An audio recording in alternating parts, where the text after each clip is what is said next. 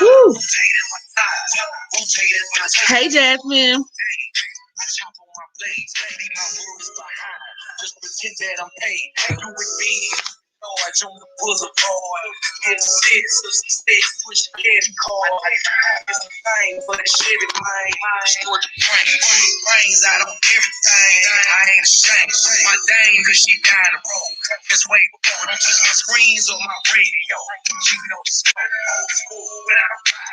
Of the sky high, the sun outside. I'm just rotating my tires, rotating my tires.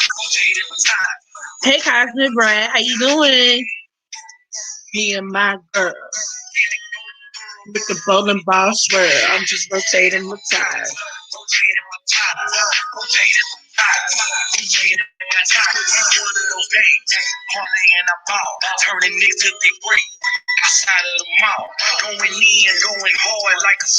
Hey, Marilyn. I miss y'all too. I'm feeling okay right now. Cosmic Brad, thank you. How y'all doing tonight? Listen, I don't know what the fuck it is that's going on with my body. I'm not gonna claim Rona, even though I strongly feel it is. Okay. And I'm not saying that she's whooping my ass, but she has hands. Sis has hands. So that's where I've been at for these past couple of days. Trying to get my life together. But I'm feeling pretty good now. In a circle, round and round, round and round, round and round. Wheels on a circle, round and round. Hey. Swing in the strap out, round and round. Hey.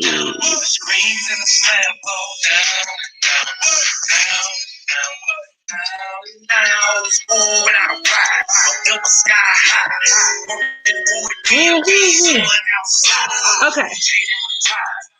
So, as you guys can tell from the title of my live, have y'all seen, and maybe that's where a lot of people are tonight, but have y'all seen the Babyface versus Teddy Riley battle? What did y'all think about that?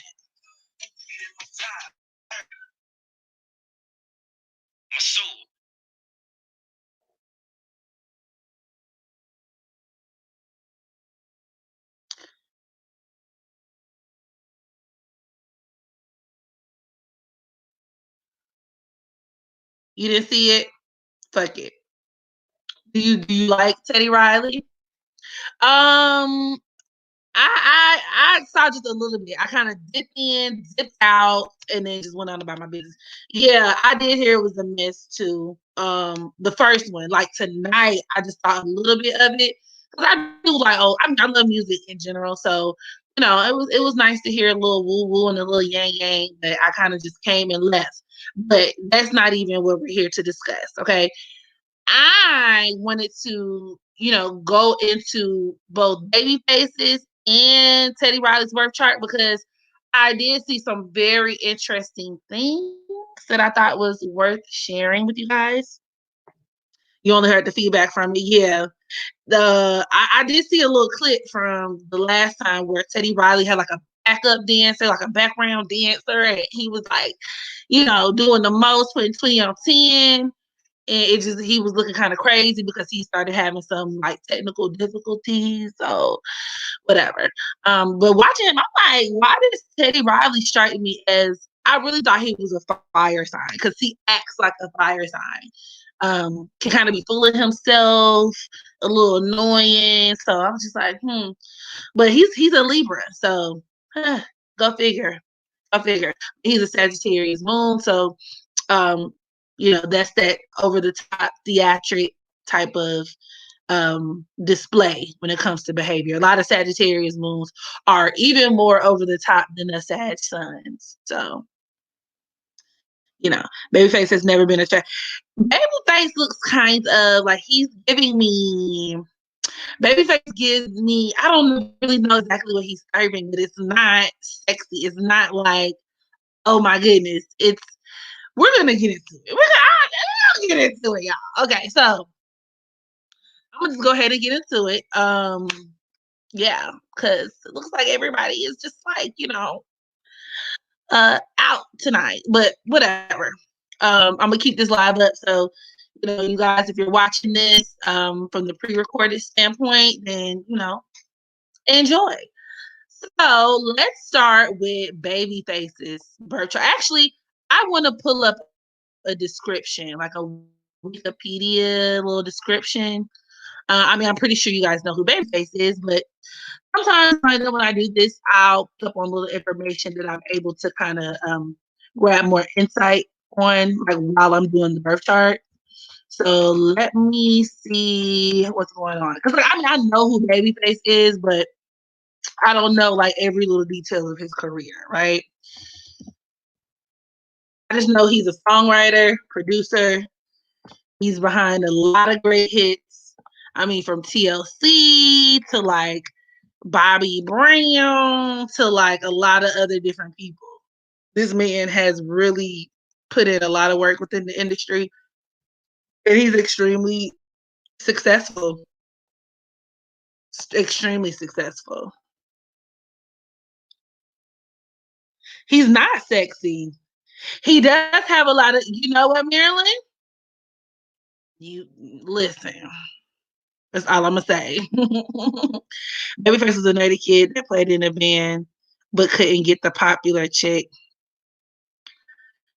Babyface is, I guess. Okay, so early life. His name is Edmonds. Is that his name? What's his real name? Edmonds. His real name is Kenneth Brian Edmonds. Okay, professionally known as Babyface. I didn't realize he was an Aries, so he just had a birthday. He was born April 10, 1959. American singer, songwriter, and record producer. He has written and produced over 26 number one R&B hits throughout his career and has won 11 Grammy Awards. He ranked number 20 on NME's 50 of the greatest producers ever list. So he was born on April 10th, 1959 in Indianapolis. I didn't know that. To Marvin and Barbara Edmonds. Barbara was a production operator at a pharmaceutical plant. And then Edmonds, who is the fifth of six brothers. So I remember that. He has a lot of brothers. And his brothers actually initially had a band. And they sang that song, Ready or Not, is yours. I give you everything and more. Y'all, I know even if you don't know who sang it, I know y'all know that song. But those were his brothers. So the name of that band was After Seven with Melvin and Kevin Edmonds, the latter of whom went on to have a modestly successful solo career. He attended North Central High School, and they said he was shy, right? And he wrote music to express his emotions.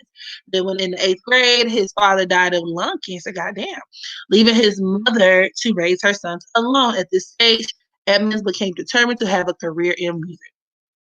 So it says Edmonds later played with funk performer Bootsy.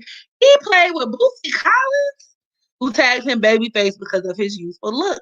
He also performed in the group Manchild, who had a 1977 hit, Especially for You, with band member Dale Simmons as a guitarist. In 1982, Edmonds played with funk band Red Hot, produced by George Kerr.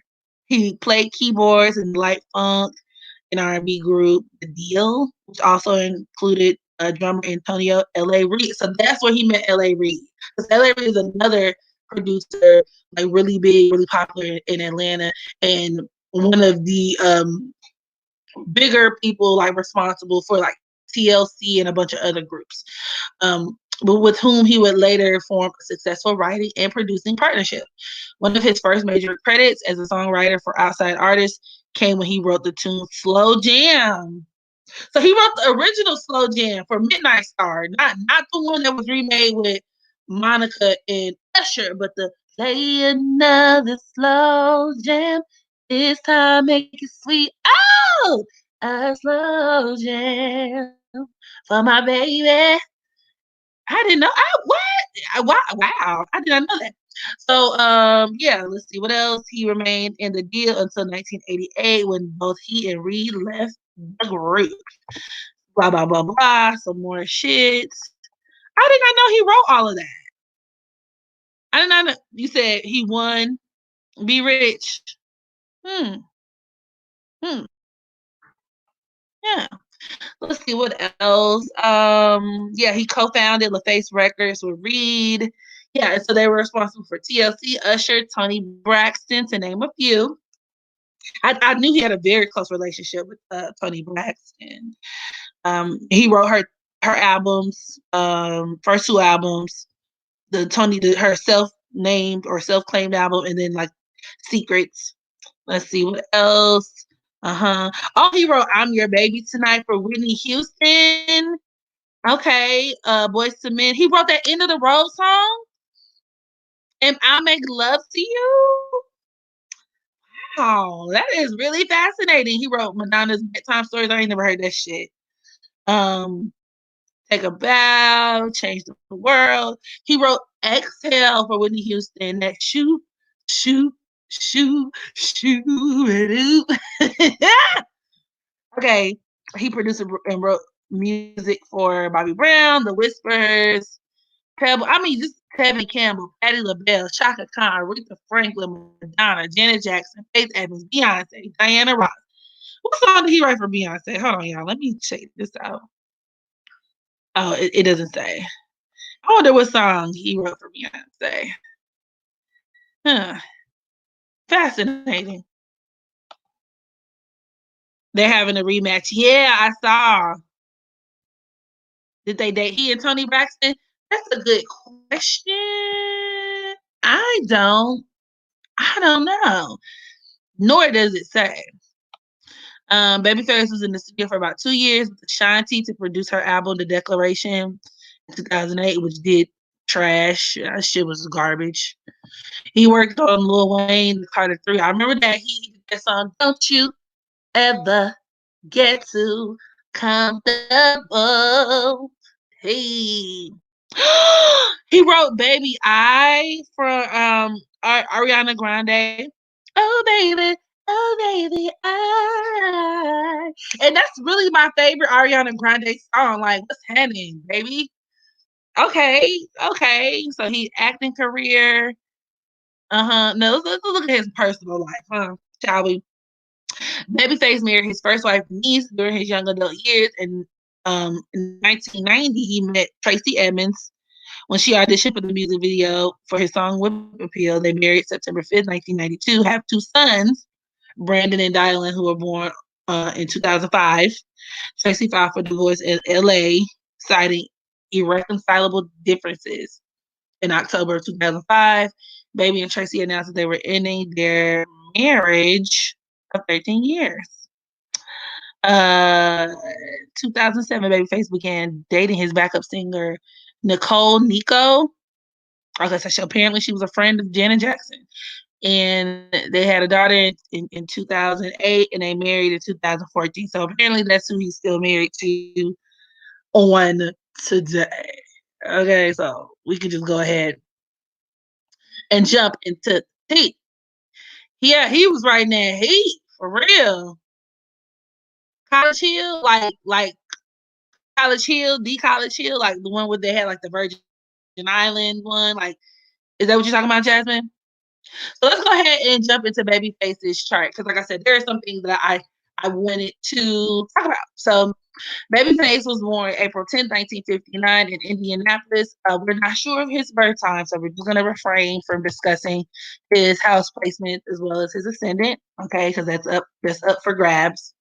But what we do know is that his sun is at the 19th year of Aries, and he's also a Taurus moon, which, I mean, we're not exactly sure the exact degree, yeah, of his moon sign, but I can deduce that he is at least a Taurus moon, which is also very fitting because Tauruses are like the producers of the zodiac. These are, I mean, obviously they're governed by Venus. And so these people typically tend to be very musically inclined, right? You can find a lot of people with prominent Taurus placements, especially like within their personal planets, who play instruments, which he does. And not to mention, he also has his Venus at the 24th degree of Taurus. So let's see how they're aspected. Yeah, his Venus is sextiling his Mercury, which is at the 0 degree of Aries, retrograde. So that absolutely points towards his impeccable talent as far as him being a producer, a songwriter, playing instruments, him having an ear, like being able to listen to a song or have a sound in his head, knowing exactly how he wants it to sound, and then executing it, right? Let's see what else. His Venus is also squaring his Pluto.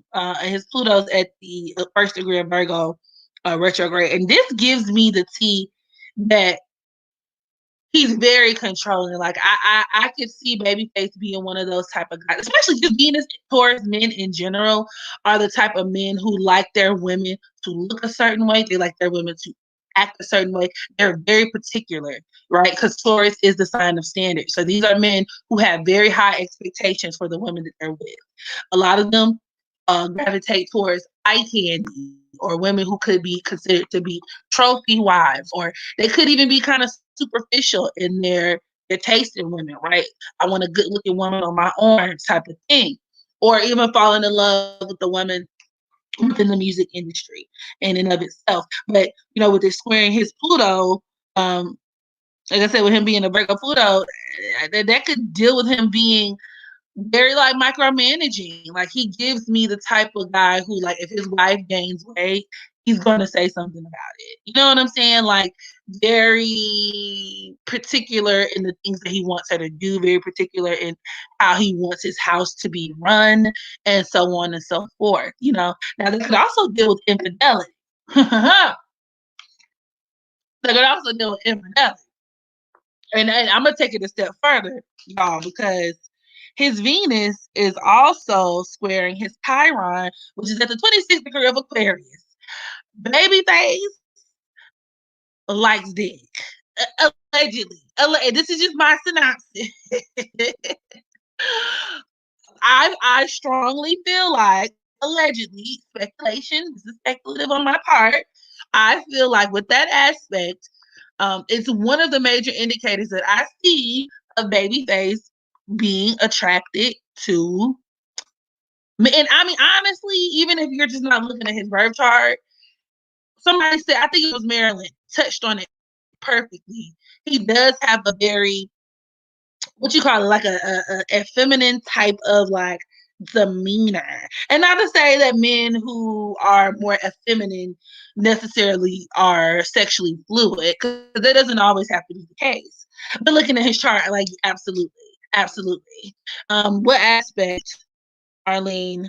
The female energy? Well, that Venus in Taurus, number one, but then given the fact that it's squaring that Chiron in Aquarius, that can point towards somebody who grapples with, like, because you have to think about it. Like, Aquarius not only is the sign of homosexuality, It's also the sign of like things that are like different and fringe, and it could even deal with trans women. Yeah, or like deal with him like dealing with artificial women in some type of way. Like it's baby face. And that Taurus moon as well. Yes. Very delicate and moist. Irrational kiss. You are hilarious. Yes. He's giving me very delicate, very moist tea. But so yeah, hold on. Let me get back over here. So that was one of the indicators that I thought I was like, okay, he can be a little flexible. You know what I'm saying? But then also, let me see what else his Chiron is doing. Oh yeah, his Pluto, right? That Pluto Virgo at the first degree of Virgo is opposing his Chiron at the 26th degree of Aquarius. Now this could deal with him, as I stated earlier, fucking prostitutes. But like with this aspect, I would not be surprised if he has hired sex workers, but like trans sex workers or gay sex workers. Once again, allegedly speculative on my part, but that could absolutely be a manifestation of that Pluto Virgo energy in opposition to that Chiron and Aquarius. Period. Period, Pooh. And then also another indication of his flexible kind of sexuality. This man has his Mars at the 29th degree of Gemini, y'all. Mars is quite literally the planet of your sexual preferences, your sexual desires, right? Your sexual instinct, your sexuality. Gemini is very flexible. So once again, of course, not every single man on the planet with the Gemini Mars is gay, but when you add in that element of it being placed at the anaretic degree, the 29th degree, that deals with crises, that deals with internal conflict, right? It deals with tension. Now, this could also point towards there being some type of issue with between he and his siblings as well, and that could be supported with his Mars squaring his Mercury, that Mercury in Aries. So I do feel like there was like a lot of sibling rivalry, a lot of conflict going on between the relationship with him and his siblings, possibly a lot of jealousy, a lot of competition, which does make sense. They all started off in a group together, and now you have Babyface, who was like he's like the Michael Jackson of his brothers. And you see how Michael Jackson and the rest of his family kind of panned out. So I can definitely see that yielding a very, combative relationship with the siblings. But also, in addition, it could deal with a very, you know, somebody who can kind of go both ways. You know what I mean? Know what I mean? I could see him as a crotch watcher. Crotch watcher. Listen, your moon is in Taurus at 0 degree. But I will say that Taurus energy, like I said, bar none, is a part of what makes him such an exceptional musician, exceptional producer. Like that Taurus energy is excellent. Like these people are very, very, very creative. Very creative. So, I will give him that. I'll give Babyface that all day long. Let's see what else he has going on. But also, that could actually make him a really good writer as well. So taking it back to that Mercury, his Mercury sextile and his Venus, even, that deals with him writing music and being able to like have a way with words. Which obviously, right? He's written hits for damn near everybody and their mama at this point. His Mercury is also trining his Jupiter at the first degree of Sagittarius. So that kind of reinforces that him being a great storyteller, right? Let me see what y'all talking about. Oh yeah, several brothers. Yeah. Could you explain the number 19 in numerology? Well, 19 breaks down to what? 9, 10. So 1, because the 9 plus 1 is 10, so it's the number 1. So the number 1 is governed by the sun. So a lot of people who have that number one energy in their chart, or 19, depending on like what planet it's attached to, what part of the chart it's in, maybe even like this could be true with life paths, one individuals, a lot of it is going to be focused around leadership, the need to create your own sense of individuality, creative expression, that type of thing. So number 19 individuals could be exceptional leaders, but they could also run the risk of being narcissists, bossy, pushy. Like I said, it just depends on where it is in the chart, what planet it's attached to, and so on and so forth.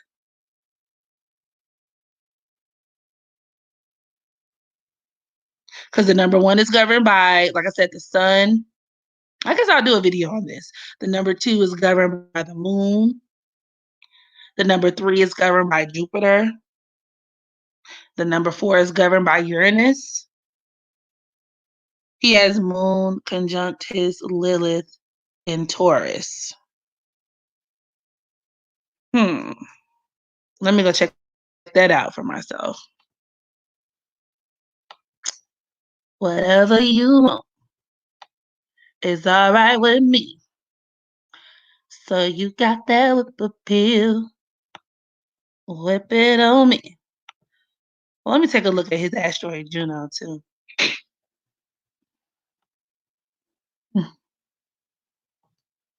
Yeah, his Juno is in Libra.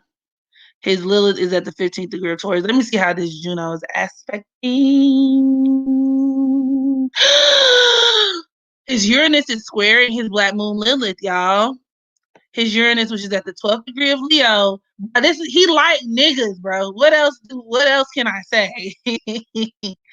Which is, I mean, it's okay. It's not that uncommon. It's just, I just think it's kind of interesting that like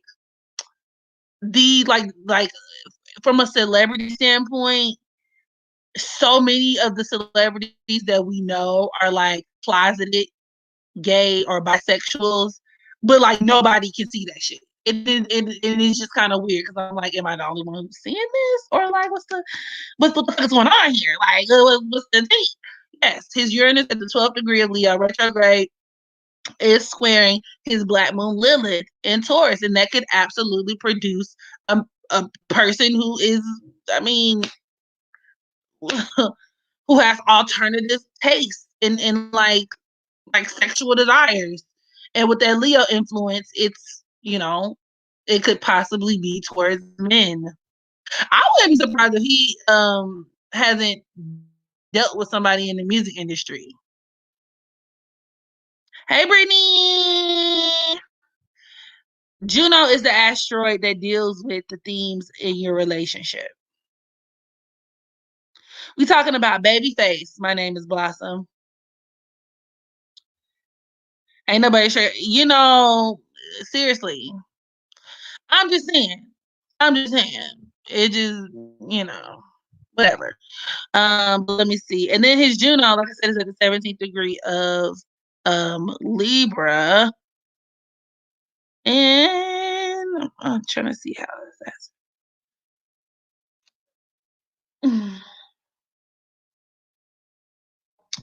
I don't really see it aspecting any. Oh, it's opposing his sun. Duh. Duh.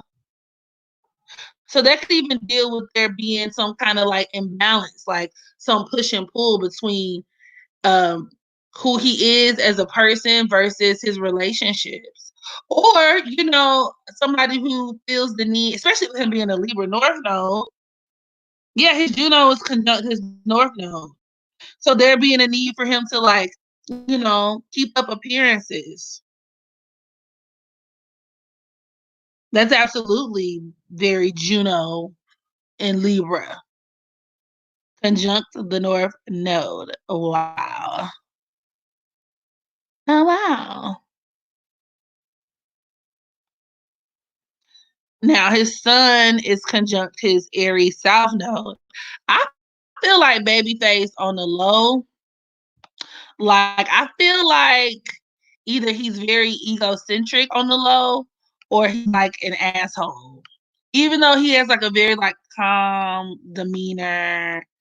You know what I'm saying? Like he kind of comes across as like mild mannered, but Aries Sun conjunct the South Node, man. I don't know. I don't know about all of that. He could even have like a real bad temper, or it could just deal with him being naturally egotistical or selfish. Um, him having a natural predisposition towards being like, you know, independent or like me first type of thing. But with him being a Libra North Node in this lifetime, he is supposed to deal with other people a lot and focus on collaborations and so on and so forth. Hmm. Interesting.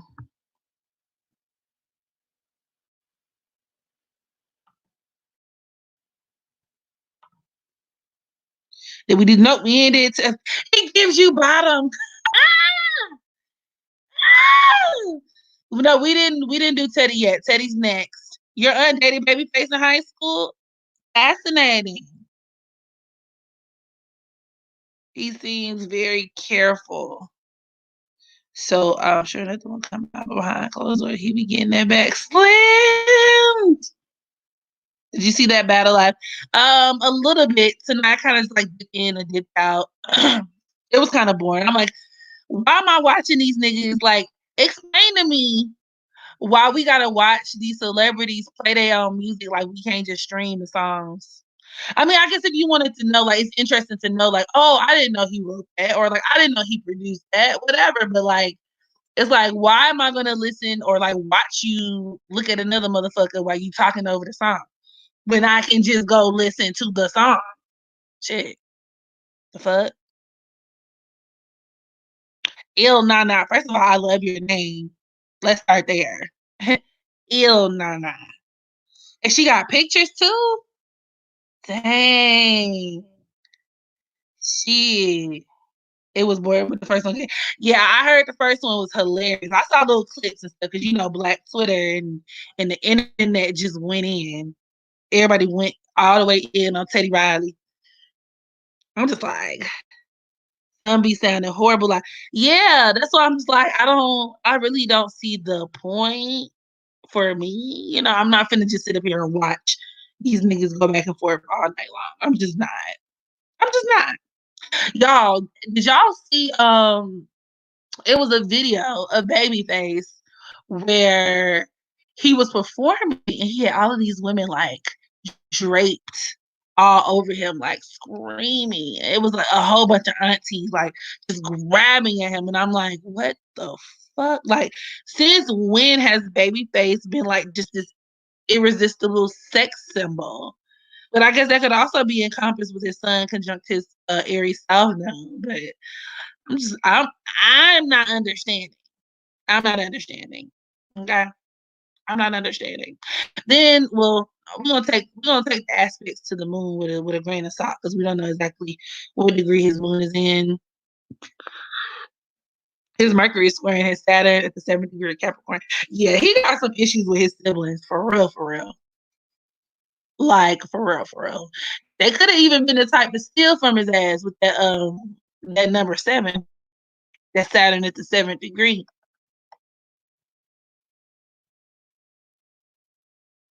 Mm-hmm.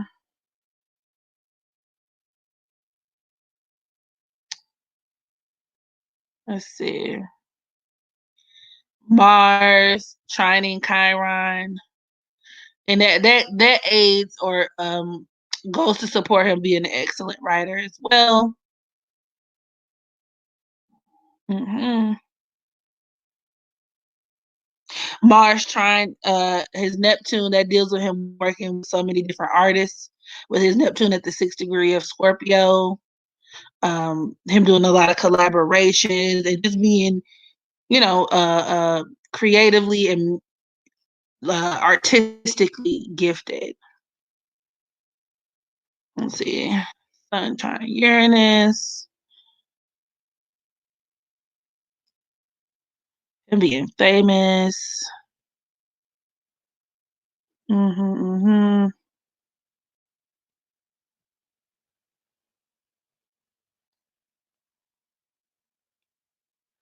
Venus in opposition to Jupiter. I wonder if he's had money problems before. Or like issues with, I mean, I'm not, obviously he's not broke. The man got hits on top of hits on top of hits. I know them that writer's credit money is looking crazy, but just something to think about. Saturn sextile Neptune, that's excellent for dealing with the music industry.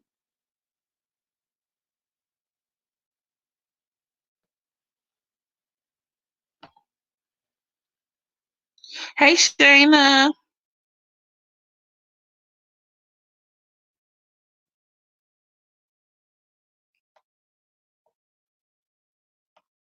Yeah, he's not cute at all. And that's my thing. Like I like masculine men. So like the idea of like the only man who was like a bit effeminate, I guess you could say, that I could just see myself being like, oh my god, was Prince. And that's just because Prince was Prince. But let's be real, like Prince was kind of flexible too.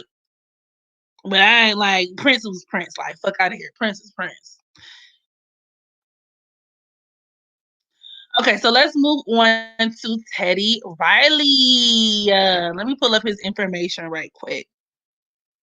Because, like I said, he's definitely Libra. So that's pretty interesting. Libra sun. How could you just leave me standing? Teddy Riley. When is his birthday? Teddy Riley, born October 8th, 1967. He's not actually, he's not as old as I thought he was. 1967 in New York. Okay. So I'm pulling up his information now. Yeah. To be honest, man, like Teddy Riley music is not all that to me. I'm gonna just go ahead and say that. I mean, obviously he has some songs where it's like, okay, excellent. Like that Before I Let You Go, shit, like I'm gonna be real, unpopular opinion from Blackstreet, that shit was not their best song. Like, it was not the T. Before I let you go away, can I get a kiss? Like, okay. It was not the best song I've ever heard.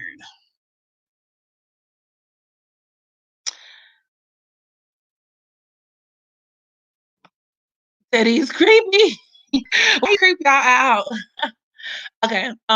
So Teddy Riley is a Libra sun. His sun is at 14th degree.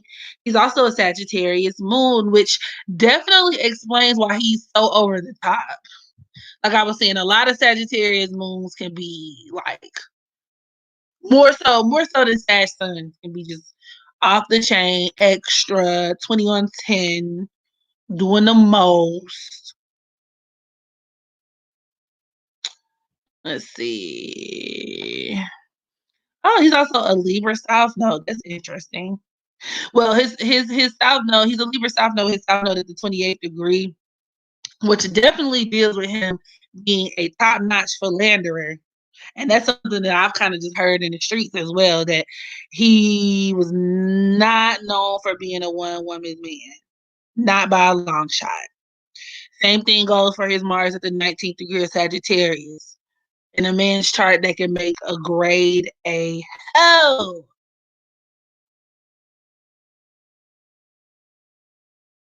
Grade A hoe.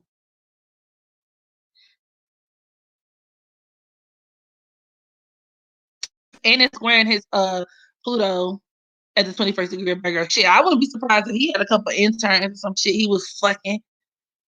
You know what I'm saying? He give me that T with this aspect.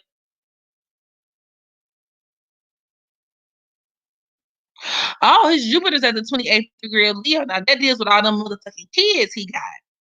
Okay? And it's squaring his Neptune in Scorpio. So I mean, I wouldn't be surprised if he got some secret kids somewhere.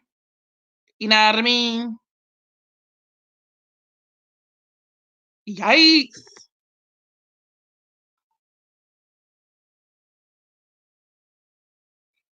Who did remember the time? He probably wrote that.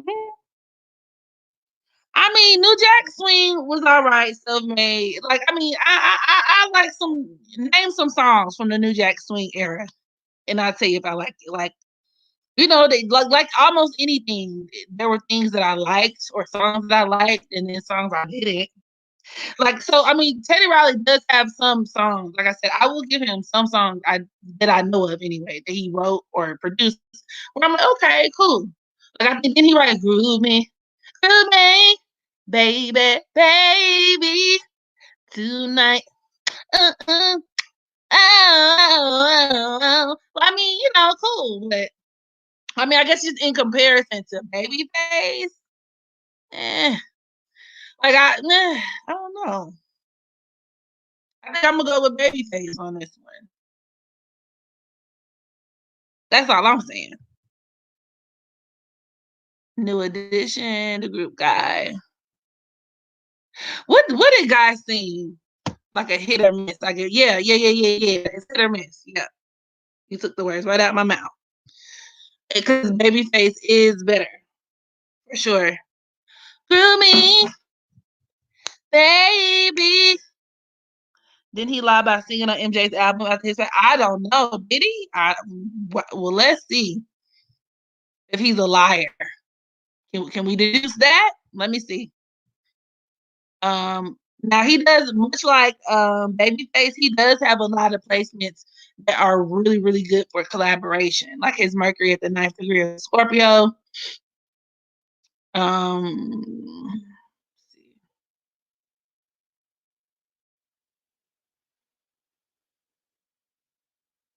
Now, also with that Jupiter in Leo squaring his Neptune at the 22nd degree of Scorpio, that also kind of gives me some like dark industry shit too. I ain't even finna go all the way there tonight. His Pluto is opposing his Chiron as well. His Chiron's at the 26th degree of Pisces. Yeah, I feel like he could have had issues with addiction or something too. Or like, oh my God, this aspect could also deal with like somebody who's involved in like a slave trade, sex trade. I don't know, y'all. I don't know. Y'all know how these Hollywood niggas get down. That kind of makes me nervous.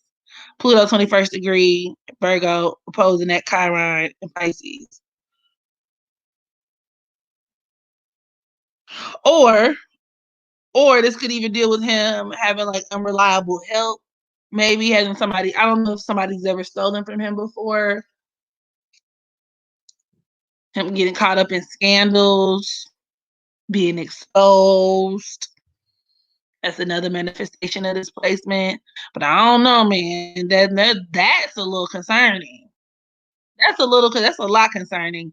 And he seems like a horrible person to work for too.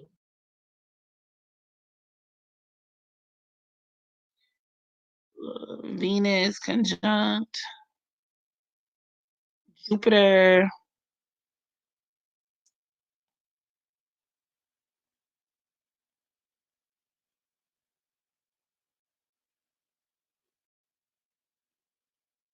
Also with that Neptune squaring that Jupiter too, I know he playing a group in child support. That's another, that could be another manifestation of that too.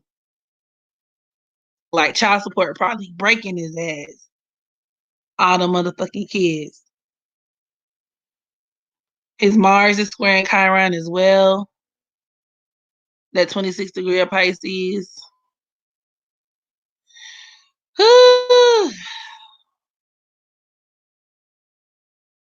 I feel like he got a drinking problem, or he had at some point. Y'all know about that? Fill me in on that. I'm gonna come first. Piece of the gas. Listen, it took me a back. Oh, I like that. You can have a piece of my love is waiting for you. Girl, it's true. Ah. Okay. Yeah, hit or miss, hit or miss. I like the things you do to me. I like the way. I like that one. My prerogative, yeah, whatever. Now that we found love, look, rest in peace to Heavy D. Trash. Poison.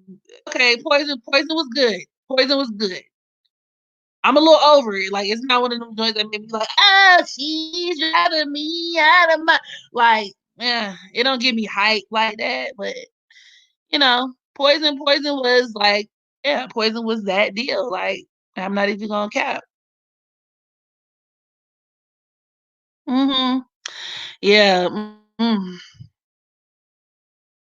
Who is this? So let's see what else we have going on here. Sun in opposition to Saturn. I, he definitely that could definitely describe his personality too. Because this could create a person who is very confrontational in a lot of ways. Somebody who is almost like very difficult for them to get along with other people. And he does seem like one of those people who's very difficult. I mean, I don't know, but he does come across as somebody who can be kind of difficult to deal with. This could also deal with him having daddy issues for sure.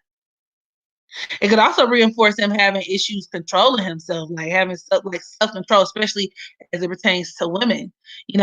Libra is the sign of the opposite sex, so in opposition to that Saturn in Aries, that could definitely deal with him having just a difficult time even controlling his sexual impulses, sexual urges. Same thing with his Mars squaring that Uranus at the 26th degree of Virgo. So he could even be somebody who feels like he has to have sex in order to like function properly.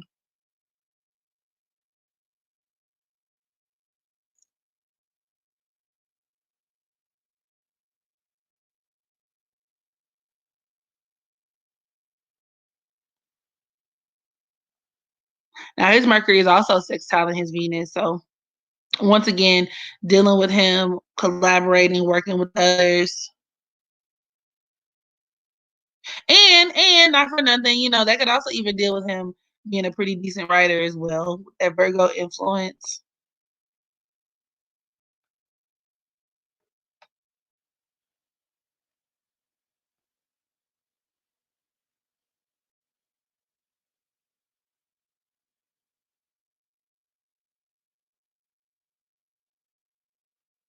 Neptune sextile Pluto.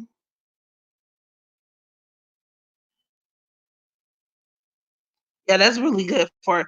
And he could have been somebody who like mentored under um someone else in the music industry too. Like he could have had some mentors in the music industry. I don't know how he got his start or nothing like that, but you know, that's a good aspect for that. And then with his Jupiter trying in his North Node in Aries, I mean, in his lifetime, he was supposed to be a well-known celebrity entertainer. So I could definitely say he's living up to that for sure. Both show so many more interesting people to discuss. Babyface, Teddy, who now? Ah, these old men don't need all this attention. Oh, he produced I Get Lonely. I get so lonely. I can't let just anybody help me. You are the one that lives in me, my dear. Yeah, I want to spend too much time on him. But I just thought, with everything going on in the moment that, you know, then I should share, especially with Babyface. Because like I said it was involved in an investment scam. He stole thousands of dollars from his no self-made. That's actually makes sense. That's that Pluto, his Pluto in opposition to his Chiron and Pisces. That's the aspect that's okay. A thief. So he the thief. Okay, got you. Yeah, that's that. Yep. That's that Pluto and Virgo in opposition to Chiron and Pisces. Period. Period. But also, it could also be that Jupiter squaring Neptune too, though. But I'm really just intuitively getting that Pluto in opposition to Chiron, because that could literally deal with like embezzlement, scamming, thievery, trickery.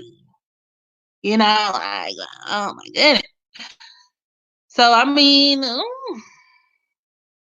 oh wow, I didn't know he was giving it up like that. Damn. Well, yeah, that concludes my reading on these guys. So at this point, and we can talk about whatever y'all want to talk about. I like the things you do to me. I like.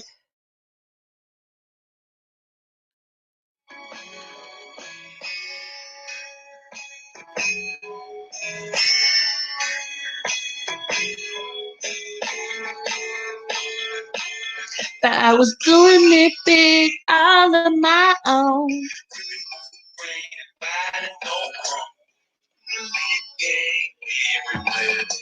Cause all these horny girls wanna fuck.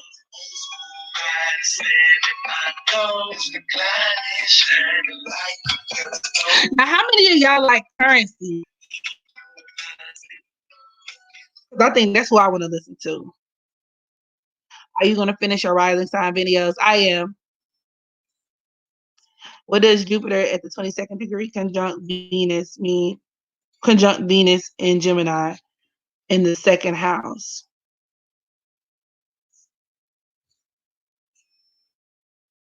Well, number one, that could produce a person who's always looking for advice but don't take it.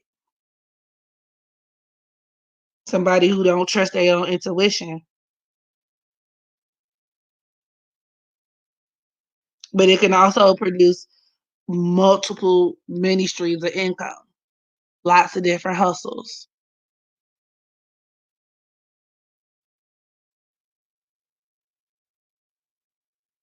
I've also seen a lot of people with like who go to community college with their Jupiter and Gemini too. Yeah, okay, yeah. Crit is way better than Currency. I will give you that. My King Daddy.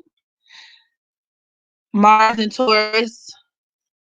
Depending on how it's aspected, Shell, that could be somebody who is driven off of security, financial security, especially in a woman's chart. That could be a woman who does not date broke niggas at all. At all. Mercury sextile Neptune is really good for creativity, a mind that's geared towards kind of like abstract thoughts. I've seen that produce people with some really good handwriting too, or even speaking voices. That Mercury sextile Neptune, those people could be like people who have really either good singing voices that they sing, or like their speaking voices are very like hypnotizing and like, oh yes, darling, yeah, oh yeah.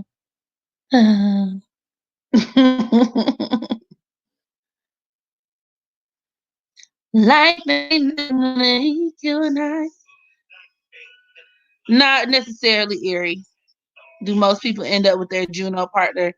I mean, because Juno is literally just an overview, a snapshot of I guess you could say the theme, or like the major reoccurring theme underlying um either issues you run into in your relationship, or the types of relationship you tend to attract. You know what I mean? So you don't necessarily have to end up with a person like that. But it does say a lot about, the type of people that you tend to date from like a holistic standpoint, from a macro sense. Where did I go? And I was old school. I'm gonna look up Prince chart. I forgot. forgot what he got going on because I feel like he's supposed to be my man and he's supposed to be meant for me. Like God made him for me. Have y'all ever felt that way about a celebrity who has no idea that you exist, but you love them so much? Somebody else's sun conjunct your north node. That could be a very karmic relationship too. But like in this lifetime, there is something about themselves that so like for example, if your sun is conjunct your partner's north node, there's something about that your partner in this lifetime, their life mission that you're supposed to teach them. Now, is it necessarily always harmonious and pleasant? Probably not. But it's a hell of a lot better than having the sun conjunct south node from a synastry standpoint. Let me look at my base chart. Let's see what we got going on.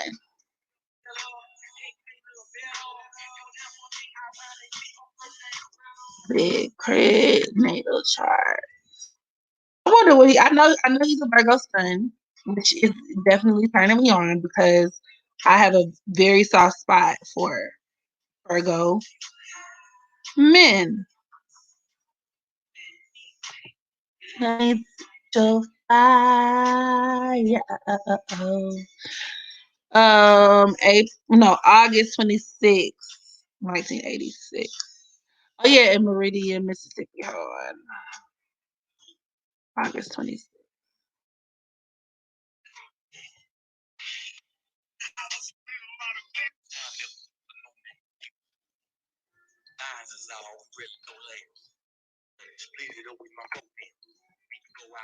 Don't let the dough slam.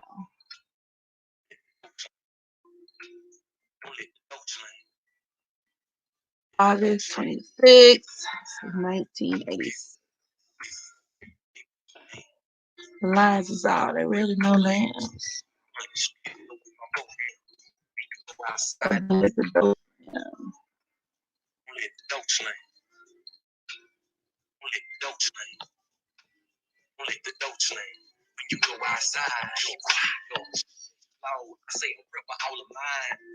Excuse me. So he's a Virgo sun. He can either be a later degree Taurus moon or early degree Gemini moon. I'm feeling Gemini. He give me Gemini moon Tito. Oh, he's a Libra South node. That's upsetting. His Venus conjunct that Libra South node. Now this could create a person who naturally like is comfortable in relationships and like a man who tends to seek out relationships, or a man who could be like a bit of a womanizer too, especially with his Venus at the 18th degree. In this lifetime, he's supposed to be more so touch and go. Like he's not really supposed to have an up close and personal relationship with women like that in this life. So like in this lifetime, because Wiz Khalifa got this North Node too, that Aries North Node. Like Aries North Node men kind of have a karmic right to be like, I'm a fuck a bitch and keep it moving. Because in this life, you're supposed to be focused on yourself, your own individuality. Like that is so sad and disappointing. How I need some time to grieve. Excuse me. He is underrated. He's very underrated. You feel that way about a celebrity? Who you feel that way about, Brittany? Because it's so sad.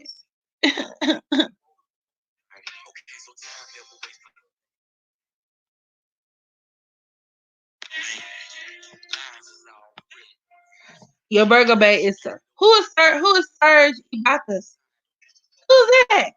Let me look him up. We're in mourning. The church is in mourning. Mourning. Thank you, Shell.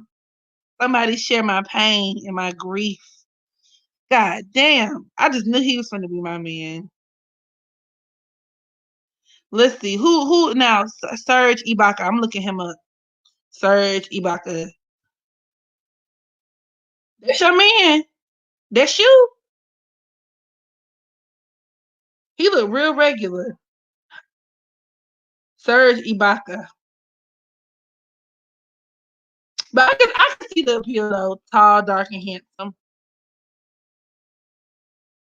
I can kind of see the appeal. He's not my type, but I can see how you would find him attractive. I see a picture of him throwing hands, so he be fighting in the stands. Huh? Who's yours? Oh, Ibaka. He has a sexy accent. Look up rapper Young Nudie. Who the hell is Young? I feel old. Who's Young Nudie? Let me see who that is. What song he sing? Young Nudie.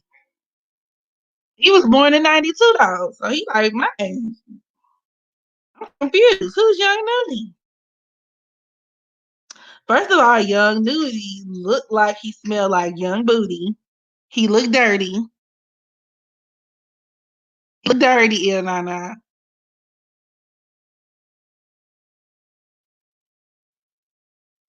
What am I supposed to? I mean, what has he done? Algie Smith. Okay.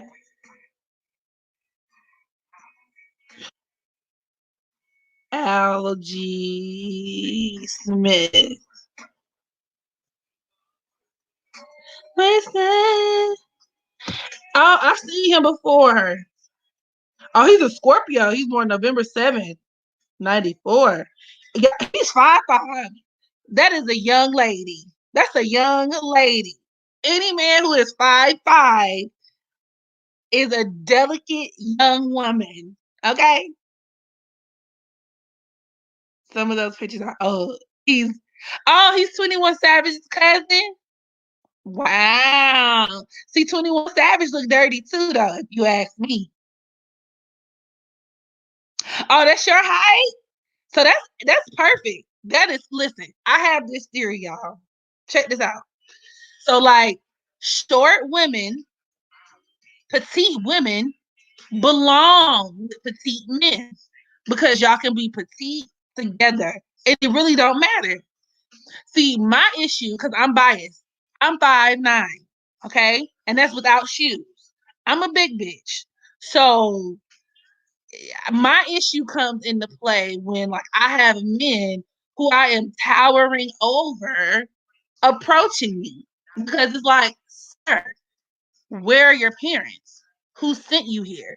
Like, what the fuck am I supposed to do with you? Like, I can fit you in my pussy. Why are you so fucking little, bro? Like, that bothers me. And it bothers me when short women are adamant about dating really tall, like excessively tall men. Like, so for example, if you're 5'5", I have a girlfriend who is 5'2", actually one. But she is obsessed with dating men who are 6 feet and above. And it's like, why? Because now you're gonna leave us with little niggas. Do you see what I'm saying? So like, why don't just little people date little people? And you leave the tall ones for us, for us women who enjoy wearing heels. We might be tall, but maybe I want to wear some heels. Maybe I want to look up to a man, look in his face, and feel sexy, and feel like I'm feminine and cared for. Why would your little ass go date a man who's like 6 fucking 4? Right? And now all of the average height little bitty niggas like 5'7", 5'6", 5'5", looking at me. And I'm now it's awkward. Now this is just a weird situation we got going on. Like that bothers me, yo. If you little, date little dudes. I swear to God, date little dudes, please. You're 5 you date 5'9" and up. See, listen, don't be greedy, Shell. Don't be greedy. Don't be greedy. Leave, leave some tall niggas for us, okay? That's too tall for me. See, listen, if you 5 foot, that means you need a man who you can do like a cool 5'6". If you're feeling a little frisky, maybe 5'7". If you're feeling extra bold, man, go get you a man who's 5'9". Okay. If you're feeling extra bold, but anything above that, you just leave it to the trees. Okay. Leave it to us. Leave it to us. Cause I want a tall man. I want a tall man. I don't want to have to look down in my nigga face and kiss the top of his head like he my bitch. That disturbs me. I know some women don't want short kids. I heard people said that. I mean, I've heard that too. But somebody gotta be short. Somebody gotta be short. And ain't nothing wrong with shortness. All I'm saying is I don't that for me, my preference, I don't want to date a short man. I don't want to date a man who's shorter than me. It's mad awkward. But I like climbing trees. You like climbing trees?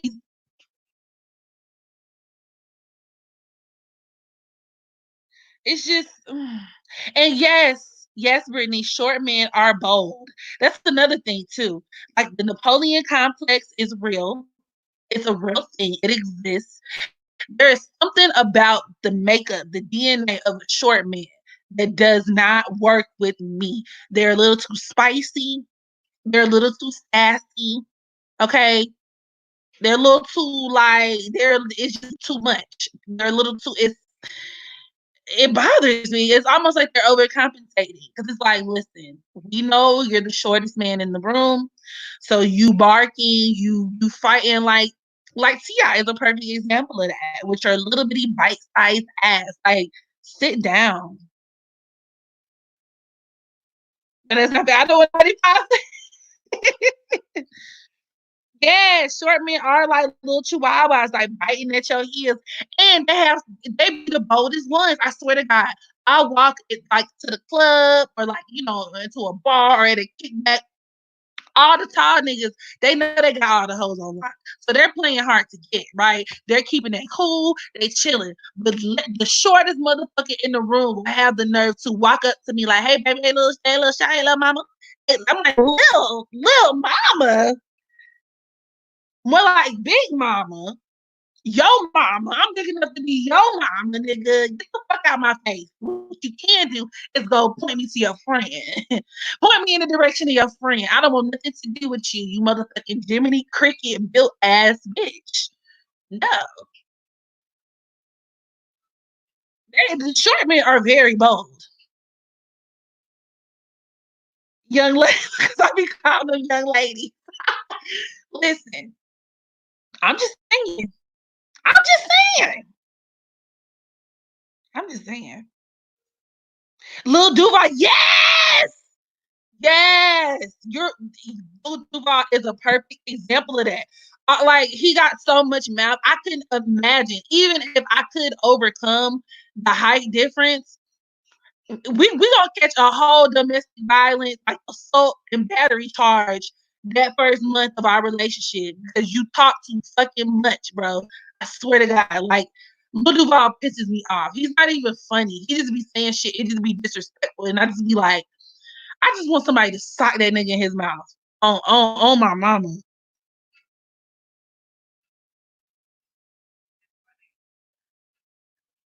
So that shit is not it's not gonna work out. For example, Charlamagne the God in a way. Charlamagne is just a bitch.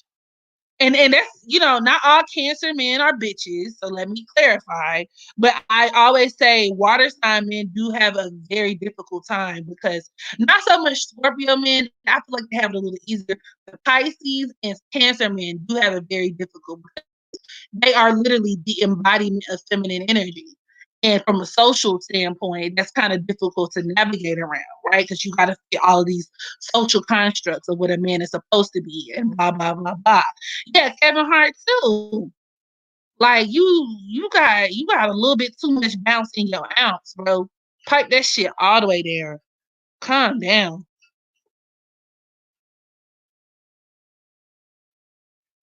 So yeah, that in a nutshell concludes my rant on 50 Cent. 50, is 50 Cent tall? Hold on, let me look up his height, y'all. Let me look up his height. How tall is 50 Cent? I take you to the candy shop. I let you lick a lollipop. Don't you stop. Whoa. Now what we do. 50 Cent is, let's see, 50 Cent height. He's actually 6 foot. Oh, but you're talking about like from him being a Cancer. Now, I will say, yeah, he is a Cancer sun, and then he also has that Gemini moon, which so not only is he like a feminine and overcompensating for it, but like he got that mouth that come with a lot of Gemini moons, like a smart mouth, talking shit, like it. Uh, uh. Chris Brown is tall and the game is huge. Uh huh. And I like that. Well, not so much Chris Brown. Chris Brown looks like a kid.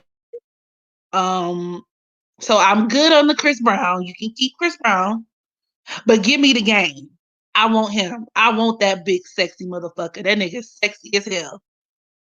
Wow! The game. When I JCI. JCI. And when I tell you his birthday is the day after mine. So I'm like, he's a Sagittarius. So I know he's a whore. He's a whore. But it's okay because I just want the D. Like Jason looked like he will give you that dick that will have you like cooking and cleaning and waking up the next morning. Like I ooh.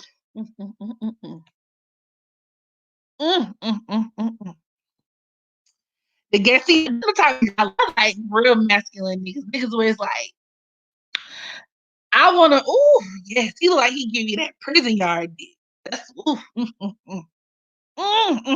Lord. Scorpio Mars men.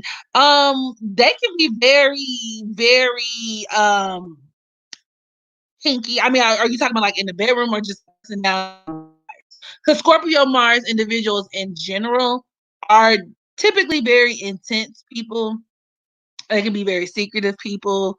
Um, they can be very, I mean, depending on how Mars is aspected in their chart, possessive, obsessive, so on and so forth. In a woman's chart, that means you tend to attract men who fit that type of profile. 50 makes up for it though. The game, do you think he's secretly gay? I mean, ain't no telling. Listen, y'all know I'm not that person that listen. Anything is possible.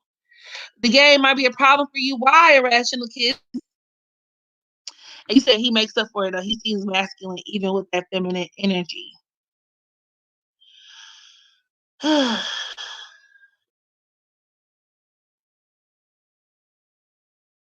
Ludacris is short.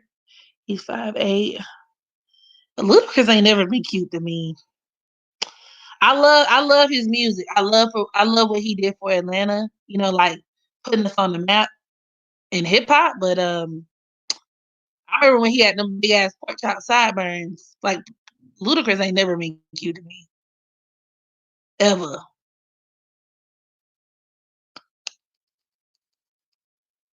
The game always fighting. You be fighting too if you was a Sagittarius Sun Aries Moon. Ain't nothing else to do but fight. Personality because they're a bit snappy. Yeah, about that. Because I'm a Scorpio Mars too, so it's like I notice Scorpio Mars individuals, especially men, can be a bit what's the word? Manipulative, but like they usually resort to violence when all of their other control tactics aren't working. Like violence is usually our last resort to not have an upper hand. But you know, well, again, depending on how it's aspected, it could be some really good sex though.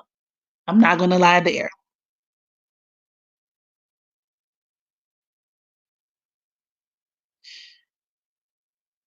I don't think I'm supposed to mess with the sex, but I love them. Girl, be careful. Be very careful, rational kids. I'm telling you. Like I said, I don't spare Sagittarius just because I'm one. I'm telling you, I swear to God, Sagittarius men are a gift from Satan.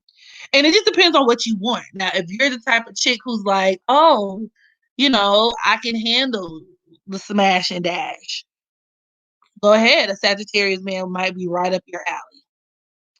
But if not, you might need to be careful. Fun story time. Okay, so I got a weed man, right? I hope you're not listening to this, but I got a weed man who, I thought was kind of cute. I'm like, oh, okay, okay, I'm picking up the work. Now I might want to get that work. But y'all, I talk about all this sex all the time, but I'm actually celibate and I've been celibate for 3 years. So whatever. Point is, he was fine. Well, he was kind of cute. And so I was like, okay, well, let me, pick his brain and get to know him. So one day when I stopped to get, some medicine, I was like, we just start talking, we struck up a conversation. I'm gonna find out this nigga motherfucker Sagittarius. I said, oh, he got hoe energy. Oh, he got ho energy. So of course, I had to get his birthday. Of course, I had to get his birthday. So his Venus is at the 29th degree of Libra. That's a problem for me. Okay, because in a man's chart, they can create, like I said, a grade A womanizer, a man who, in that 29th degree alone deals with third party interferences, love triangles, and then that Venus in Libra, like, so now you extra smooth with it. Then on top of you being a fucking Sagittarius, bro. Long story short, now he did come out and tell me, he was like, I ain't really trying to have no relationship. Of course, he ain't trying to have no relationship. And he moved like a nigga who was in a relationship. And I think he got a girlfriend because he only hit me up on Facebook Messenger. Is that a problem? Whatever. I've reconciled. It's not gonna be nothing serious. But I don't even know if he's somebody I want to like break my celibacy with. You know what I mean? What type of man does Mars and Pisces 18th degree in a woman's chart? That could be a man who watches a lot of porn, Francine.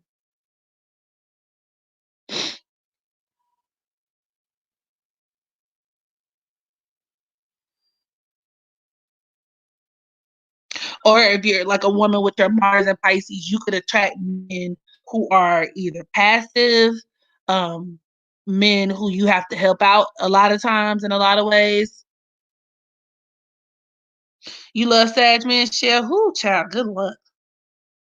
I'm scared. Sagittarius love me. Only know ones with Taurus or Pisces.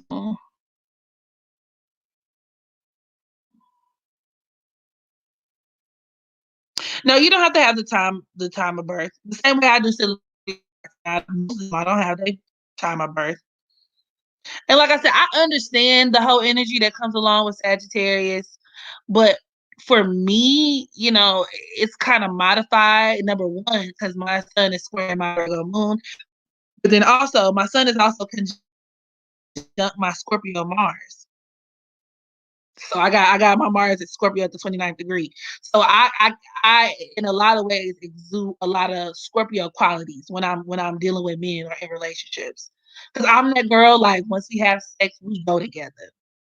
We go together. Play with me and act like we don't.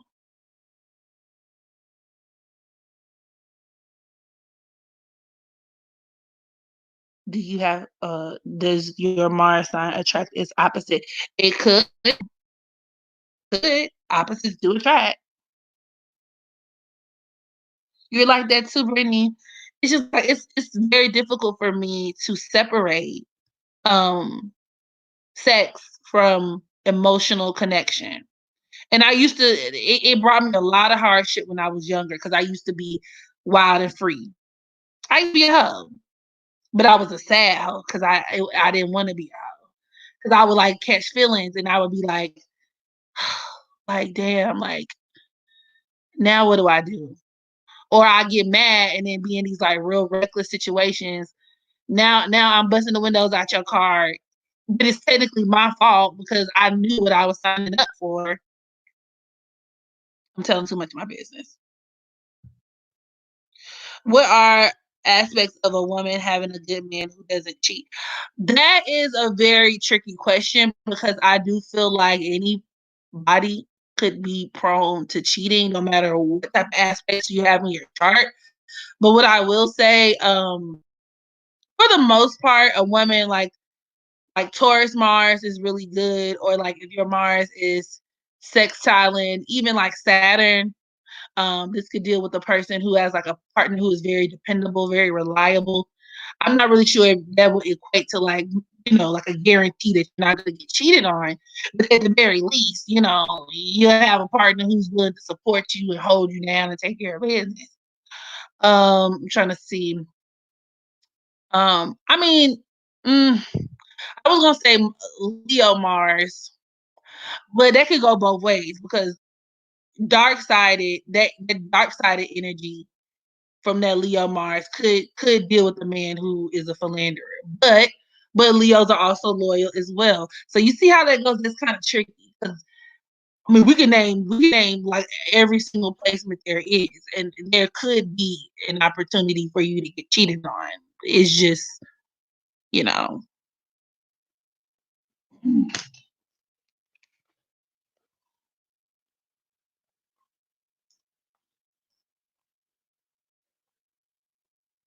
You're too emotional, Brittany. Yeah, I feel you. My Aries North. I completely seen of a really emotional man. Hell yeah. And that's what you're supposed to do, Shell. If anything, I mean, once again, I would have to see your birth chart as totality, but just based off of that alone, like I said, that is somebody who has the right to smash and dash if you want. Shit. Cat Mars, will you attract Capricorn Mars women tend to attract older men who are more experienced, men who could model their fathers in a lot of ways. They could attract relationships that are kind of transactional in nature, relationships that could even be long and filled with a lot of struggle, very karmic relationships with men. But once again, it's not to say that, oh, you want to attract a cheater because every sign could cheat. What are the light sides of having Mars and Pisces? Well, number one, incredibly intuitive. That's one of the most psychic and intuitive Mars placements. Very creative. And so a lot of people with their Mars and Pisces thrive when they're either healing, like quite literally in the art of healing. So these people make excellent doctors, they make excellent therapists. They do really well in like the spiritual side of life. So like if you are somebody who's like a tarot reader, a medium, shit, an astrologer, like excellent. Or if you're creative, right? So people who, a lot of celebrities tend to have like that strong Pisces influence. So a lot of Pisces Mars individuals can be artistic in some way. Maybe you like music, maybe you are into photography, maybe you like to draw. They could be very compassionate, selfless, giving. These are the type of people who will give you the shirt off of their backs. So there are a lot of ups to that Pisces Mars. But from a sexual standpoint, they could be people who can go a very long time without sex as well. Or I notice a lot of women with their Mars and Pisces, like they can only have sex under certain conditions, or like they can be pillow princesses. Stereotypically, they're not like the biggest freaks in the bedroom. But I don't know, with that 18th degree though, the number 18 can make a person hypersexual though. So that maybe that might modify it. But what was she talking about? Nicole Ari Parker. What was she talking about? I just saw that big ass forehead. I'm like, why her braids looking like that? Like, why her braids start in the middle of her damn head? And I just saw that big old head. And I was like, oh. Mars Scorpio careers, therapists, psychologists, coaches. These are people who are actually, from a professional standpoint, really thrive under pressure. These could be people who, have like a lot of high pressure jobs. They can do well in the insurance industry, working with death. So like quite literally like either like mortician people or whatever you want to call them. Anything dealing with waste, like garbage men. There are a lot of garbage men with their Mars and Scorpio. I'm trying to see. Yeah, yeah, yeah. That's pretty much it. I mean, there are others, but I would have to think about it. But those are some of the ones I could think off the top of my head. Some pretty viable career options.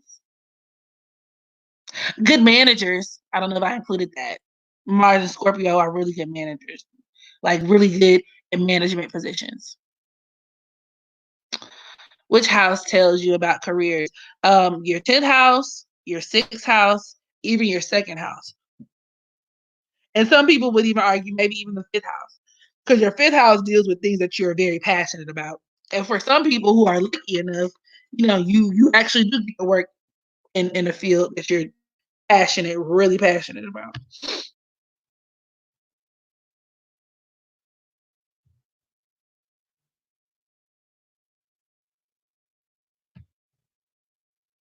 Oh, girl, you got me under. Mm-mm-mm-mm. There is no other. I like the way Leo midheaven, people with Leo on the midheaven tend to be really good in management positions as well. These are people who have to be passionate about whatever it is they do, or it's not going to work out. Okay, these could be people who could even excel in running their own businesses, advertising, marketing is really good for Leo. That Leo midheaven. What does it mean when you have both your sun and moon in the 10th house? That I've seen that in a lot of famous people, irrational kids. This could create a person who gains either a lot of popularity, a lot of respect.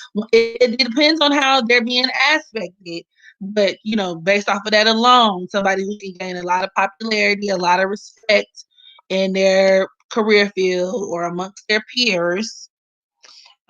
Somebody who is very much professionally driven. So you could be the type of person who's like married to your career, very ambitious people. A lot of famous people have sun, moon, 10th house energy. Scorpio midheaven in the 10th house, very similar to that Scorpio Mars output, but it could also deal with the person who gains a lot of notoriety in their career field as well. They can also be really good, like intuitives, obviously, really good psychics, really good at because I see a lot of therapists, like psychologists and stuff. Detectives. How did I forget that? Researchers.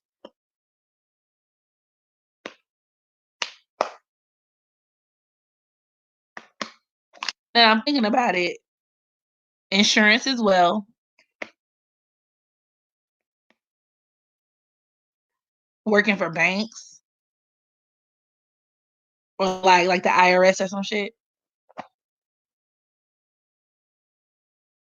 Aries on the midheaven is really good for entrepreneurship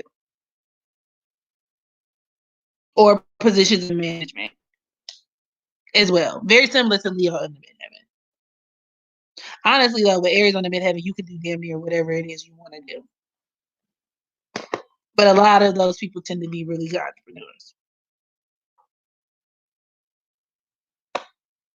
Absolutely, Francine. Libra in the 6th house could definitely be good for modeling.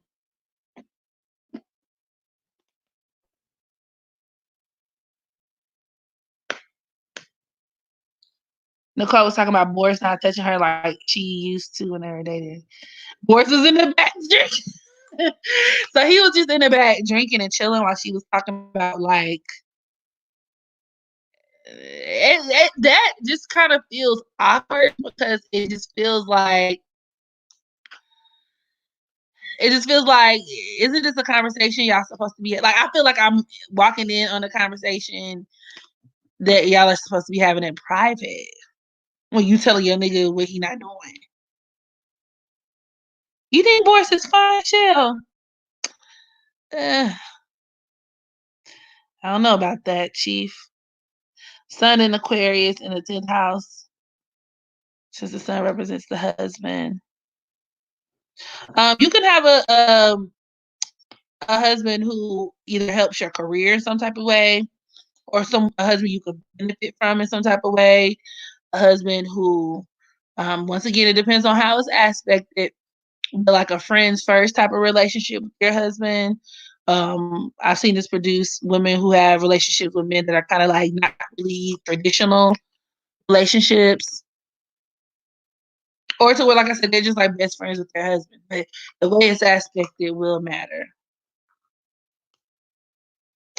Boys look like a bottom. Oh my God. Saturn in opposition to the ascendant. From a physical standpoint, it could create a short person, an ugly person. Not all the time. I'm not saying that. I'm just um issues with acne, issues with the skin, joint problems. Um, Personality wise, it could definitely bring about a person who is very insecure, pessimistic, um, somebody who can kind of be like a wet blanket, not gonna lie. Somebody who's very hard on themselves, very apprehensive about, things that they want to do in life. A lot of self-limiting, self-restrictive beliefs. Maybe they were put in positions where they had to, take on a lot of responsibility from a very early age, or maybe their life was like riddled with like a lot of disappointment from very early on. Lots of karma there, especially involving either the father or an authority figure.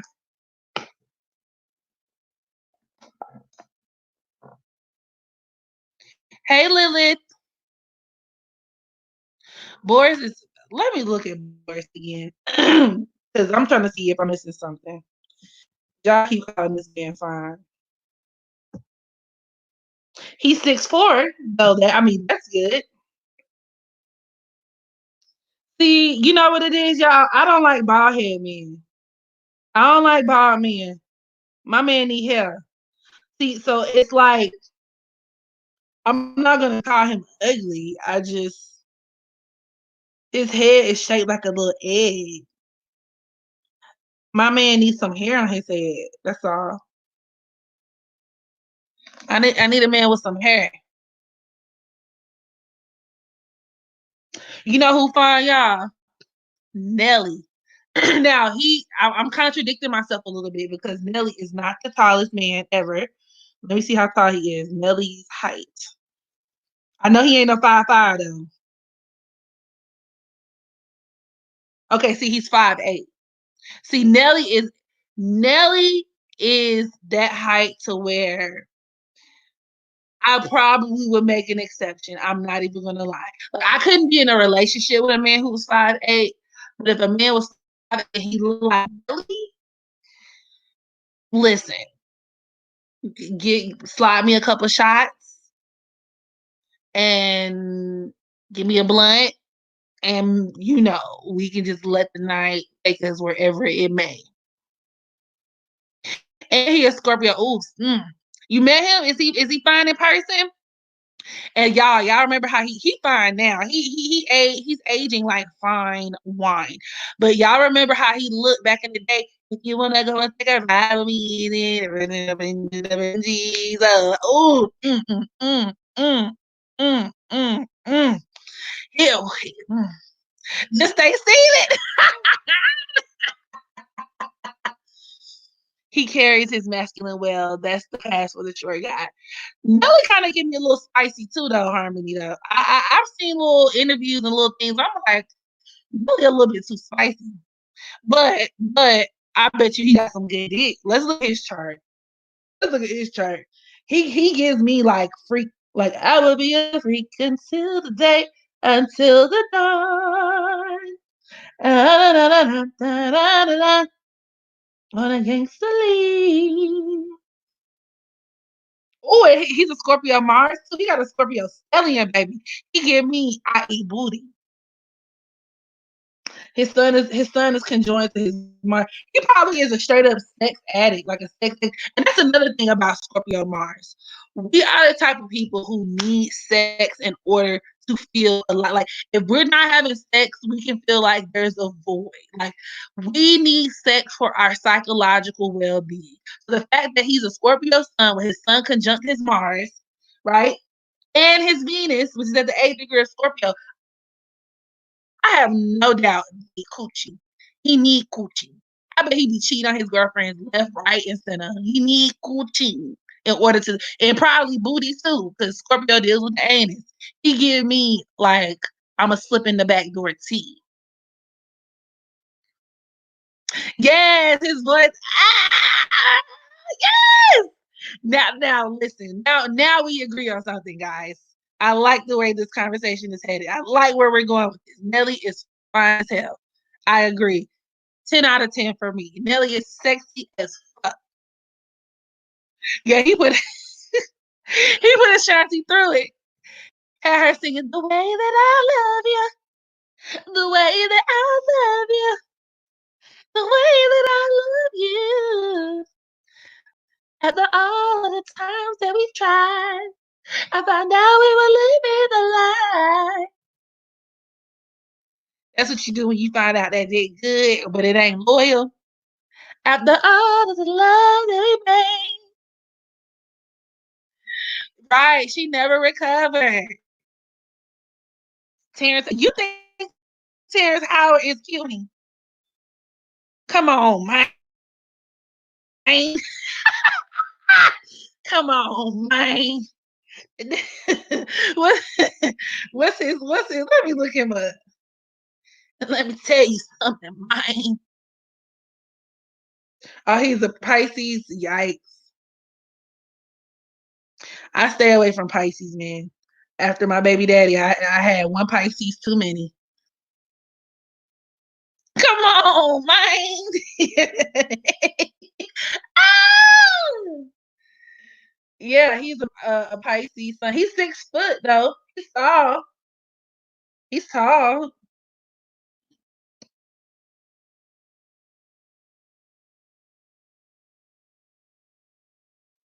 Let me see his natal chart. Idris. Okay, my name is Blossom. I hate to sound like a basic bitch, but Idris Elba, that I can get with that. Idris Elba is fine.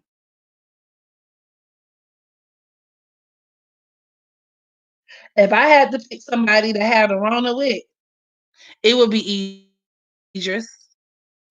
You think Terrence is fine, chill? We were making progress, guys. Idris is a treat. He is a nice little chocolatey treat.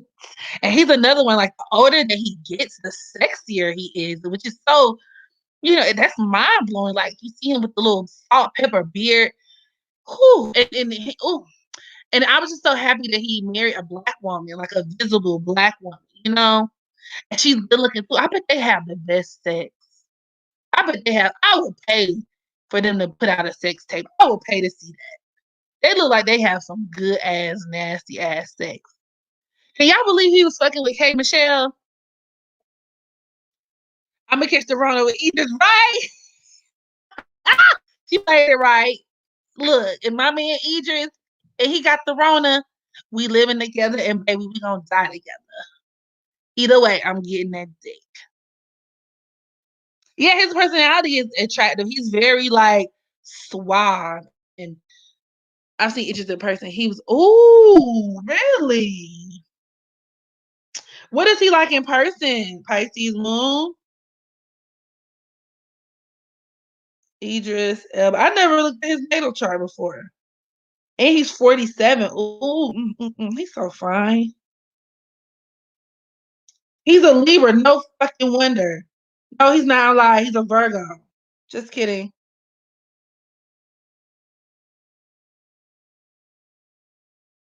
I should have known. I love Virgo men. That makes me like him even more now, y'all. I don't know. He got a Cancer South node. That's kind of concerning. With his Venus conjoined to his Cancer South node. He another one who be cheating. His Venus at the 28th degree of Cancer. That's that womanizing aspect right there. That also deals with him fucking with women outside of his relationship. He'd probably be the type to have a whole family somewhere else. Conjunct his Capricorn South node. This nigga be fucking with bitches to left, right, and center.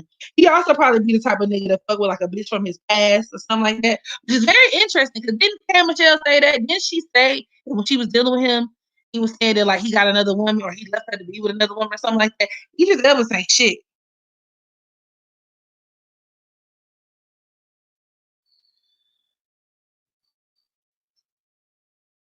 I got hold on, y'all. Let me go. Let me make a quick restroom run. Okay. I'll be right back. Hold on. Let me leave y'all with some tunes so y'all don't be in silence. And so y'all don't hear me being either. Cause it's not cute. After all of the times that we tried. Okay, hold on, y'all. I'll be right back. We're gonna pause for a commercial break, okay?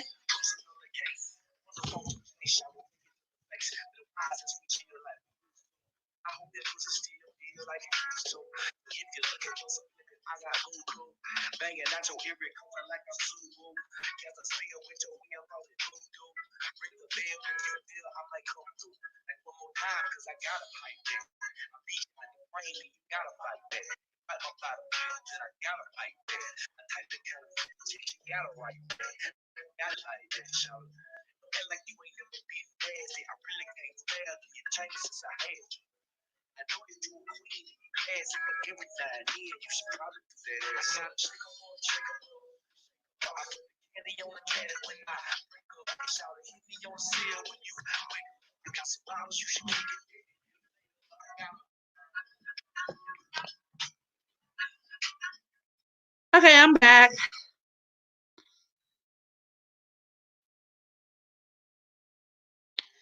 Monica, she's so mysterious. She is mysterious. That's that Scorpio shit. I know she's a Scorpio.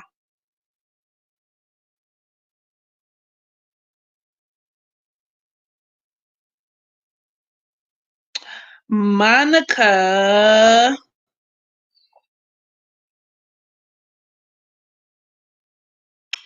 is a Scorpio sun. Hmm. She got that Sagittarius Mars too. That could deal why she date men who are hoes. That could, I mean, that deals with her dating athletes too. So hence, what was the guy's name? What was the guy she was with? Shannon. Wait, well, I can't remember his name. Whatever his name was, but he was a basketball player.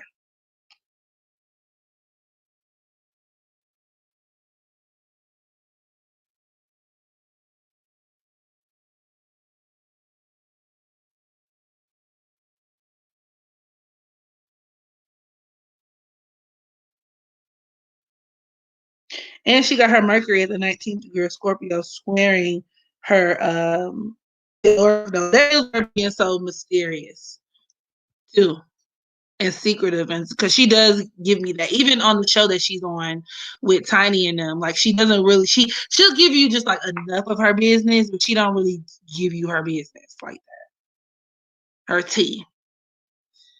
Don from Black Eagle. Is that the one who be cheating on his baby mama all the time and had her looking like a damn fool? Yeah, yeah, yeah. I heard she beat up Brandy with that Sagittarius Mars. I'm pretty sure too, because those could be people with some you know you know push them a little bit far. They could take it there.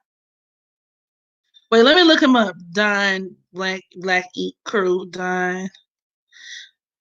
Now I will say I like men with beards. What y'all think? How y'all feel? What does the congregation feel about beards? How do we feel about beards? Ew, he looks fat now. Why he like a Mexican or biscuit? Maybe this is just a bad picture. I could, he's not like, I don't think he's sexy or nothing, but I could see how women could fuck with him though. I'm not gonna lie, I could see that. I could see how women could fuck with him. Now his baby mama is a dodo. She's a dodo bird. She's a big dummy. Dummy.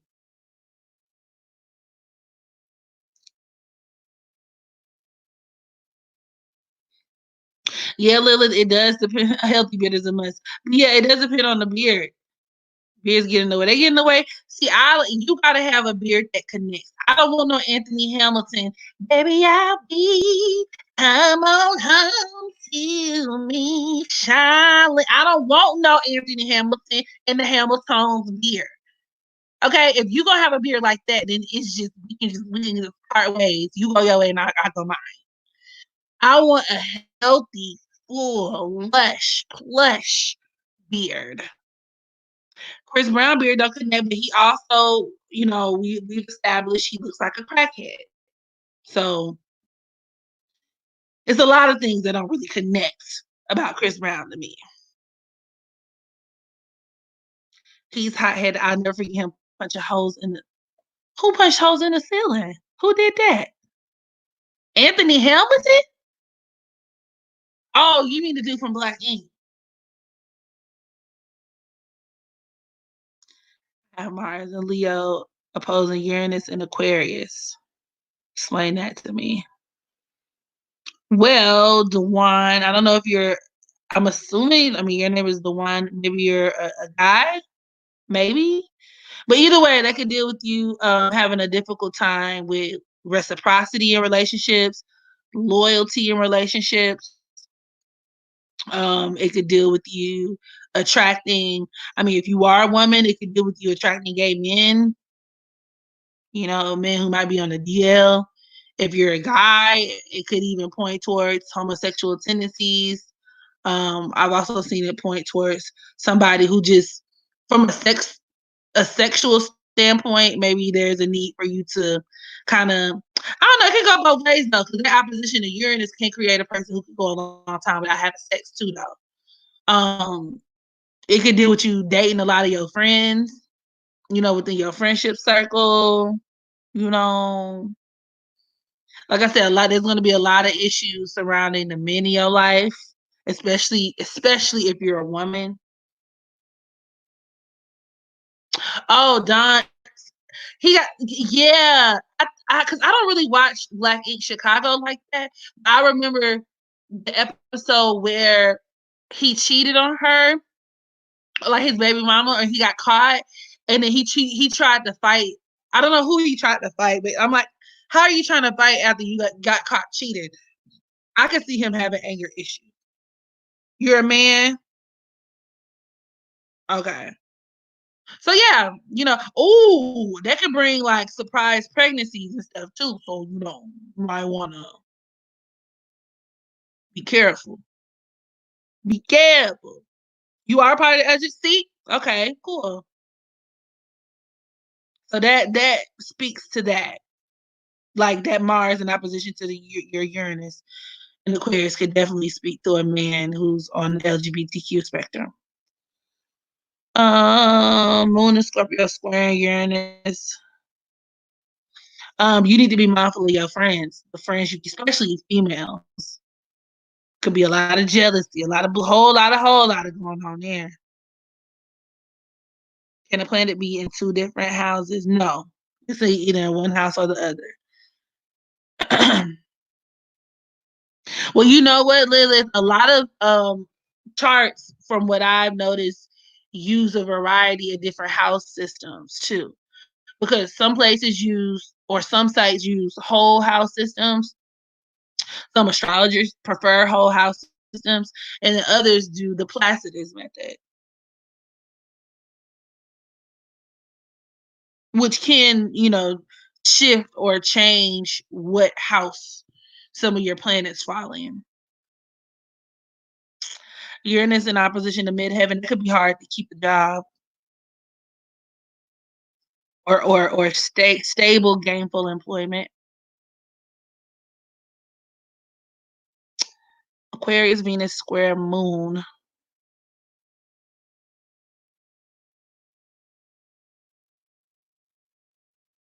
So your Venus is in Aquarius and it's squaring your moon. Are you a Scorpio moon or something, or a Taurus moon? Shell.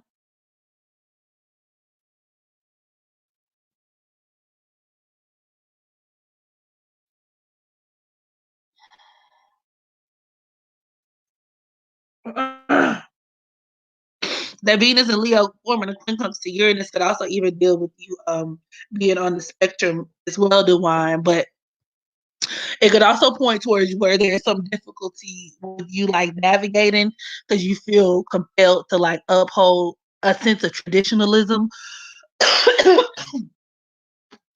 So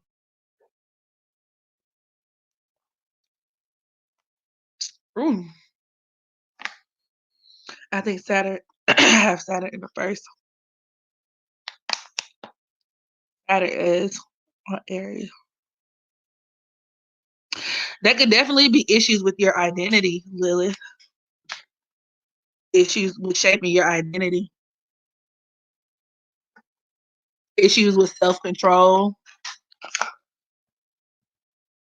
anger issues. I've seen that produce issues with the father. You might also have really bad what like you can suffer a lot of painful injuries. Like those are people who like have body parts that hurt just to be hurt, or inflammation of the skin. You know, especially if you have like acne or like a really bad breakout or something.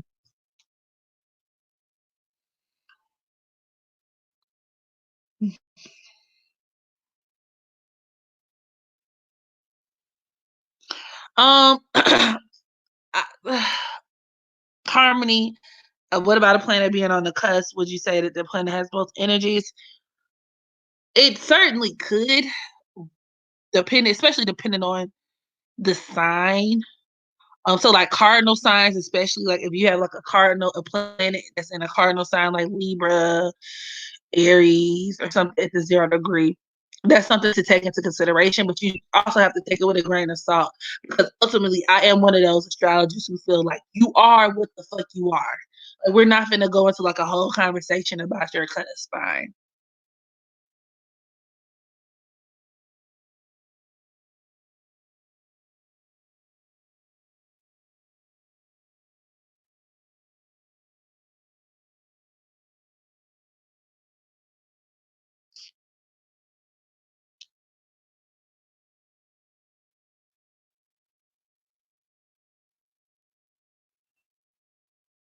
I don't know if it's a good or bad thing, King Rick, but you like that could be a person who likes to attract dangerous people, like bad boys, bad girl archetype for sure.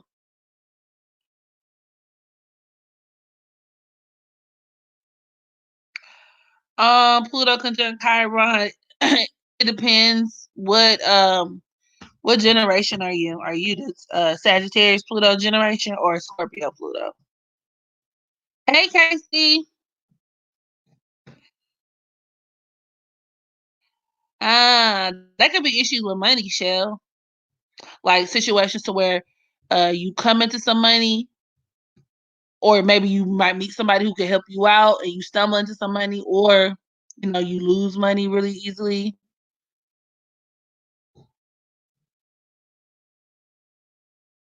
It can also deal with where there could be like a conflict within your values.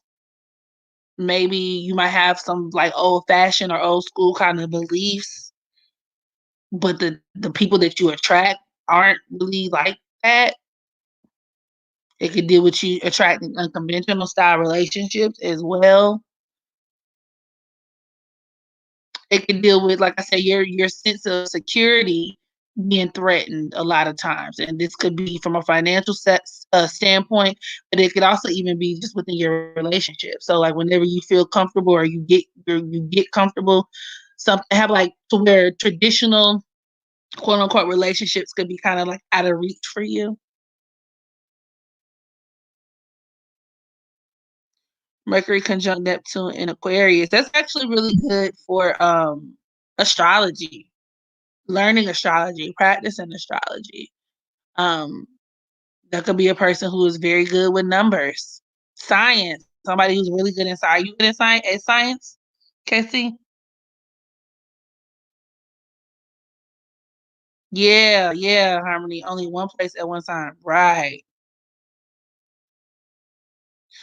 Mars is at the 13th degree of Leo. I notice a lot of women with Mars and Leo tend to attract either men who are like bosses, men who are like businessmen who make their own money, or you could attract men who are younger than you. I think I told you that before though. Really? Science is your favorite subject? You have a lot of spiritual aspects. Neptune in opposition to the midheaven. It can have a very similar effect to Uranus in opposition to the midheaven in the sense that it can create a lot of disappointments in your career, a lot of career uncertainty, right? People who have a difficult time, maybe it takes them a little bit longer to figure out what it is they want to do. Um, yeah. People who have a difficult time in the workplace too. A lot of deception by coworkers. Yes, hit the thumbs up, y'all.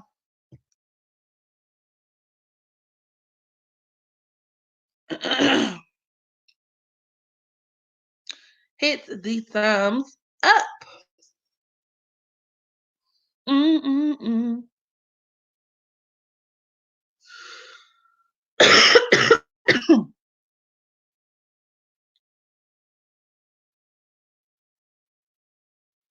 Yeah, I got 42 people in the chat and 22 likes. Thank you, Shell. Yes, Lily, the Rona got my throat. Look, like I said, I'm not saying she beating my ass, but she's got hands.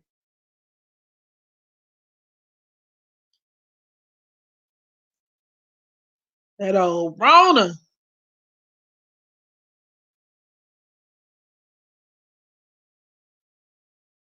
Now, did y'all see that? What you call it with Emmanuel Hudson and Spoken Reasons? First of all, I want to read Emmanuel Hudson's chart because he give me gay tea too, but whatever. Well, that's a different story for a different day. But when they got on Wildin' Out and Emmanuel Hudson exposed Spoken Reasons,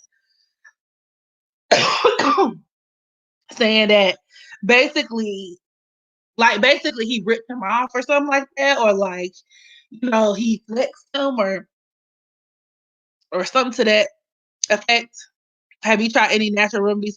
That's all I've been doing, Marilyn. So I've been taking mullein leaf extract. I just ran out of it though, so I've been ordering some more. I got some more on the way. I take vitamin C. I take what is it called? Licorice root. I also take red. No, what is it? Red clover. Supplements. I drink turmeric tea, green tea. So yeah, I do my best to do all of that. I avoid dairy products. I've eliminated meat from my diet. Okay, let me stop lying. I eliminated most meat. I need my fish and my crab legs and my shrimps. But Smoking Reasons is trash now. He was never funny to me. And Manuel sounds like he got a lot of bites. And actually, I used to follow him on Instagram back in the day, and I had to unfollow him because not only is he annoying, he is one of those people who belongs to. Cause, okay, long story short, basically when they started popping, when they did the asking all them questions, right? I remember I was in college, and actually I know actually a fairly decent amount of the same people like as Emmanuel Hudson because we kind of, he used to run in the Atlanta area and he's my age, so I know a lot of people kind of who know him or whatever. And I remember like when they first started popping off and asking all them questions was like real big and whatnot. I was like, okay, look, I'm fucking with him, and you could tell he could rap, he was very talented, but then the more I kind of got to know him and based off certain things I heard, I'm like, This nigga support Creflo Dollar, who's one of the biggest, if you ask me, biggest fucking con artist style preachers in the game, like in Atlanta. And he was always like advocating for like these $1 billion mega churches and stuff. And that kind of got me because I was like, who does that? And then on top of that, he gave me a little zesty vibe. Yeah, I felt like he was a little zesty on the low, which is I don't give a fuck. But you know, he just was one of those people who would go out of his way to say certain things. But I'm like, ain't you gay though, bruh? Like, but whatever. Okay, because he played a woman a little bit too well for me. But okay, whatever. But like, I mean, he is funny. But Spoken Reasons ain't never been funny.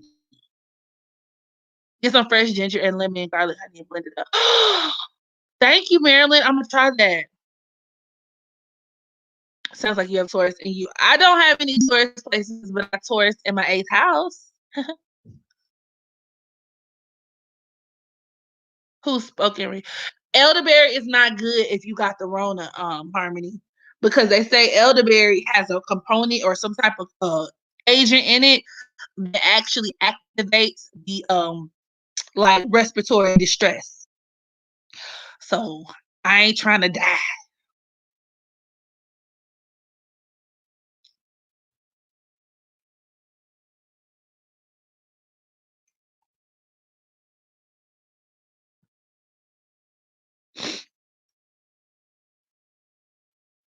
Moon placement in the 2nd house, depending on the sign, it can be very similar to the effects of a Taurus moon, but it depends on the sign that it's in.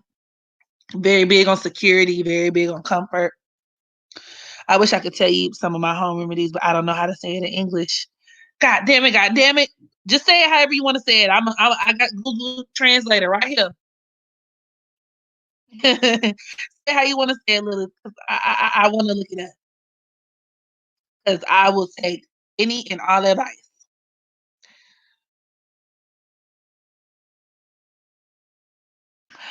He's from North Carolina. Oh, I didn't know that. All I know is he knew a lot of people in Atlanta.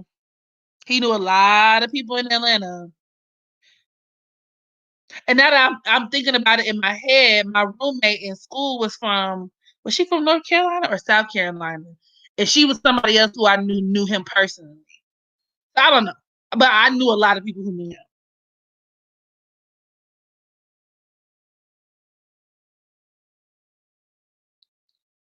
Irish moss and ginger tea. Ooh, I'm gonna try that. Thank you guys. Yeah, Harmony. I didn't know that either because I was gonna buy some elderberry and I was looking it up, and there were several like doctor medical forums where they were talking about like, hey, like elderberry is good if you don't have it, like if you know for certain that you don't have it, or like it's good as like a preventative measure. So it's still really good. Or if you're just fighting like the type B influenza or something or a cold, then elderberry should knock that shit out the park. But if you got Miss Rona and your ass fuck up and take some elderberry, it might be a problem.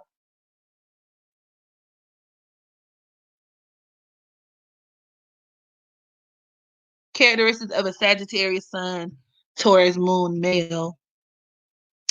These might be your men who are a lot more I mean, I would still say hoes, but they could be attracted to like um kind of how I was saying that like Venus, that the effect of Venus and Taurus could produce a man who is very particular about the type of women he's into.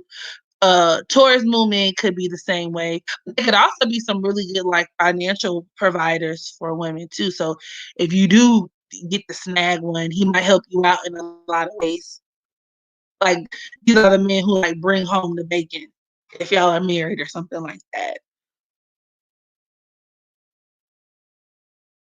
So they could be a little bit more reliable than your stereotypical Sagittarius.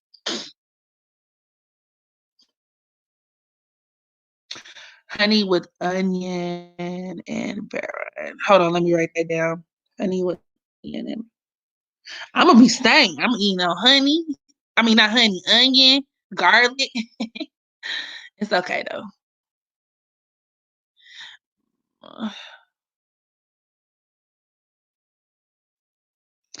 Lilith in the 5th house of Cancer could produce a person who mothers their partners and whatnot.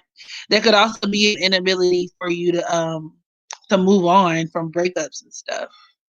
Like those are like your grade A torch bearers, like people who like hold on to like old relationships so you can't hold on no more. Drink some. So hold on, let me write this down. Let me translate. De, de familia y uh,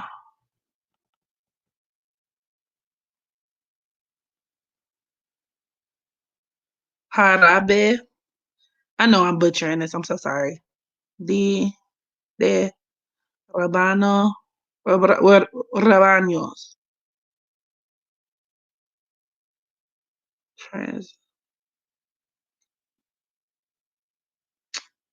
T.O. and radish. That's what it is. And radish syrup, tamoya tea and radish syrup.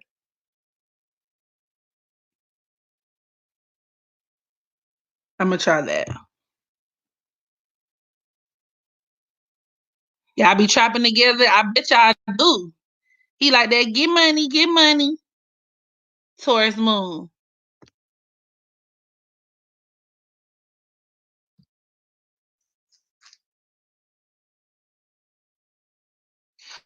Series, the asteroid typically tends to point towards like some people say how it can indicate like how you nurture your inner child, but it could also deal with like creativity too. Though. Excuse me. How would you describe an Aquarius sun? Woman with a Scorpio moon. Um, a woman who on the surface can seem kind of artificial, um, and like non-accessible, but deep down inside, she is a fucking psychopath. No, I'm just kidding. Deep down inside, them Scorpio moons tend to harbor a lot of like intensity, a lot of emotions. So they could be just as emotional as your Cancer moon or your Pisces moon. But these are people who like could even like have emotional breakdowns because they like they hold on to feelings until they explode. Like, but on the outside, they may seem very hospitable, maybe even very entertaining, light, engaging. But depending on the aspect, it could even deal with the one like how the sun and the moon are being aspect with one another. It could deal with the person who's like a leech. I'm not gonna lie, especially as it pertains to friendships. So where it's like you latch on to relationships and friendships with people for your own personal gain, or if somebody does something that you don't like, you kind of depersonalize them or like dehumanize them. You remove the human element in them. Some of the most toxic, Venus sextile Uranus. That's actually really good for that homie love a friend style relationship. It's also really good for like coming into money and stuff, or like winning free shit, getting a lot of benefits and perks. Um, what are some of the most toxic synastry aspects? I would say, okay, Mars square Pluto, of course. All right, because that could be like straight up abuse. Um, Venus square Pluto is not good. Sun conjunct the South Node, like I always say, like a person's sun conjunct to the other person's South Node is a hot mess. Um, I would say Mercury square Mars, because that's like that can absolutely create a very heightened sense of defensiveness in relationships to the point where it breaks down communication. Um, Same thing too with like Moon in opposition to Mercury too, because it could be like a partner, like one partner needs too in their feelings, you know what I'm saying, or like they're too subjective and they can't see anybody else's viewpoint but their own. Or that could also be the partner who needs constant validation and constant check-ins, or a partner who's like, you know, who can't help but bring up the past too. Moon in opposition to Venus. Like, damn, like the moon person be like, well, 7 years ago, I remember that time that you looked to the left, you looked to the right, and I just kind of felt some type of way about that. I'm trying to see some more kind of toxic aspects in synastry. Anything with Pluto and adverse. Pluto square Jupiter, because the Jupiter person could have their freedom severely restricted. These are people who could be like straight up trapped in the relationship. Let me see. Uh, Neptune and negative aspects to like maybe like Sun or Mercury could be kind of tricky too, because that could obviously deal with like deception. But the caveat is it doesn't even necessarily have to come from the partner. You could be deceiving your damn self. So like maybe you're holding your partner to like a certain standard that they can't live up to. Maybe you putting them on a pedestal.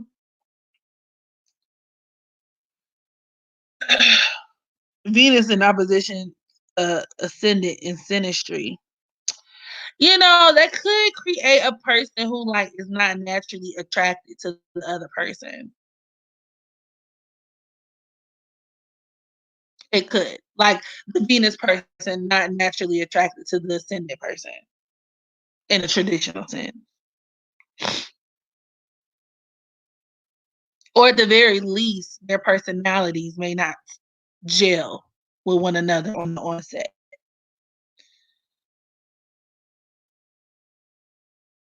Eighth house stellium and synastry, like for example, if a person falls in your eighth house or something like that, harmony, that yeah, I would stay away from that. I would stay away from that just because, eighth house deals with love hate relationships. And depending on what it is you're looking for, I can do without that. There might be some good sex, but sounds pretty toxic to me. Same thing with Venus conjunct Mars, eighth house, growing is knowing. That could produce a lot of toxic relationships, especially with men and friends, as a matter of fact. You might have some friends who are jealous of you, who compete with you. You might find that you might not even naturally do that well with women in relationships. I mean, this could be friendships, platonic, whatever.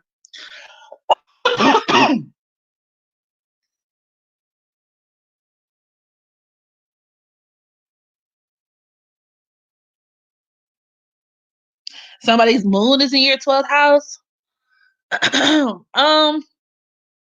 That could just mean like that person is not as forthcoming about their emotions, but you know it's not really a deal breaker. Not like their sun. Like if somebody's sun is in your 12th house, completely different story. You should be concerned. Just because the 12th house does deal with like hidden enemies, losses, having somebody's sun in your 12th house could point towards like, I mean, if you're looking for the bright side of it, I guess it could be a relationship that could be like very like supportive in a way, maybe, but it could also be predicated upon a lot of deception and or it could require a lot of sacrifice for you to keep the relationship going. Yikes. Your Gemini rising makes your mind go in overdrive.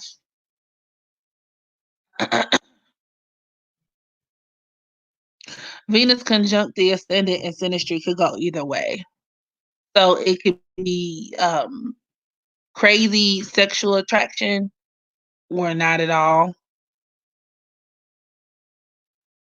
But it could also point towards where like the ascendant person could be the Venus the Venus person's prototype, like like ideally, like from a physical standpoint.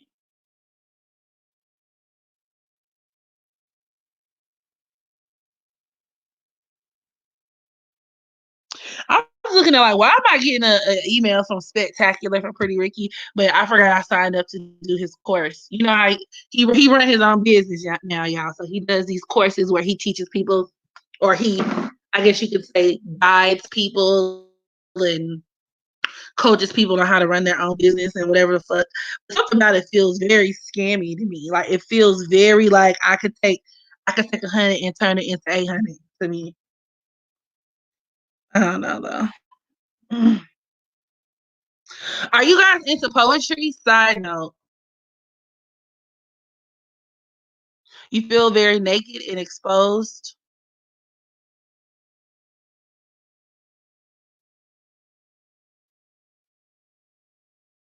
That could be another manifestation too, though. The person, or you dreaming about the person a lot with their moon in your 12th house.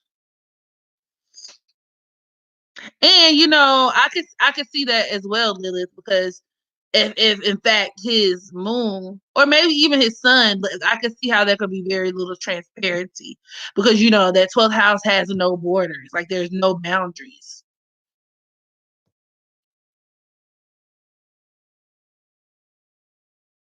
Chiron Virgo in the 8th house, there could be a lot of issues surrounding the workplace, or you feeling appreciated. You be in a lot of positions in life where you feel like you're the help, or you're underappreciated, or you don't get the recognition you deserve.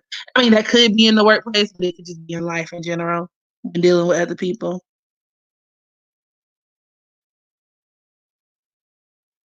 Um. Okay. So I created a poetry page on Insta. Okay. Um, it's called Jupiter's Pen, because I love astrology, but writing is also my other love, because I'm a Virgo moon. That's what I do. So, and I have Gemini in the ninth house. So if you guys care, if you like poetry, if you like, reading short stories and all that jazz, go follow me at Jupiter's Pen. That's Jupiter SPEN_. I'm gonna actually place it in the comment section below.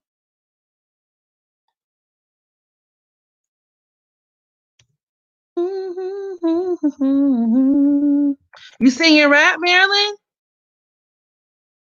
Okay, come on with it.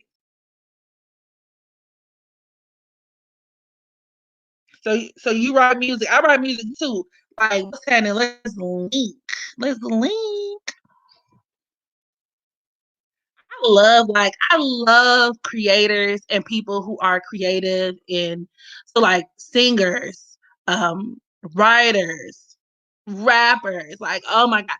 Oh, and I got a real big treat for y'all. Okay, so I'm gonna do a segment very soon in the near future on rappers in astrology. And I have a rapper. He is an up and coming indie rapper. His name is King Blitz. He was in the chat not too long ago, like a few lives ago. Y'all go check him out when I tell y'all King Blitz. And I'm not that girl. Y'all know I'm too blunt and I'm too real and I'm too honest. I'm maybe not too real. I don't like using that word. But like I'm too blunt to just push anybody on you that I don't trust. But when I tell y'all his music is impeccable, it's impeccable. Like it's impeccable. Like when I say he's next up, oh, he's next up. And when he blow up, y'all heard it here first. You heard it here first. That's my motherfucking nigga. Like, period. Period. You got a song? What's the name of the song, Marilyn? I'm gonna listen to it after the live. Yes, please check him out. Hold on, let me plug his information too.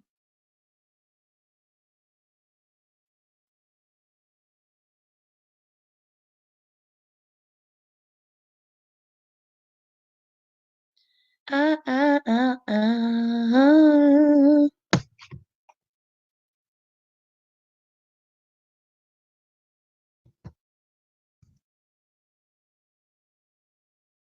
Um, I've been knowing him since we were in high school, and he is the I guess you could say like the testament, one of the biggest testaments of like doing what you love and tune out all the extra bullshit. There's no limit on what you can achieve because this man has been rapping his ass off since we were literally kids. I remember even when I was in college, like collabing with him, like and people would say this and would say that, and you would have the haters, you would have the doubt, the people who doubt you and put you down. But when I tell you this man is amazing, like oh my god, and he's made so many strides. He's gotten the attention of a lot of people in the industry. So you know what I mean. You just gotta keep doing you. You keep doing you, and you're like literally.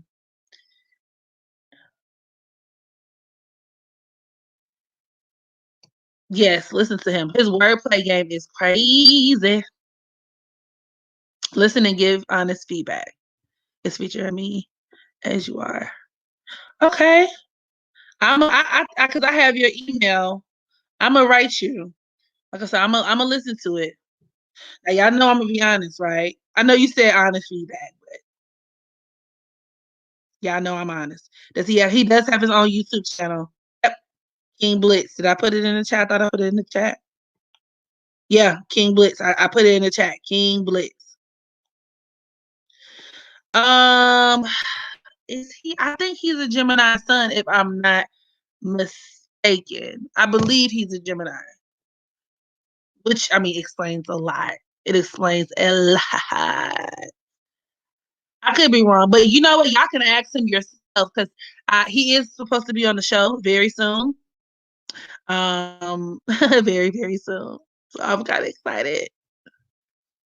I'm excited to be my first guest on Hood Astro Queen. So you got thick skin, excellent. He looked good. I can't even. He like my brother, man. I can't even judge him like that.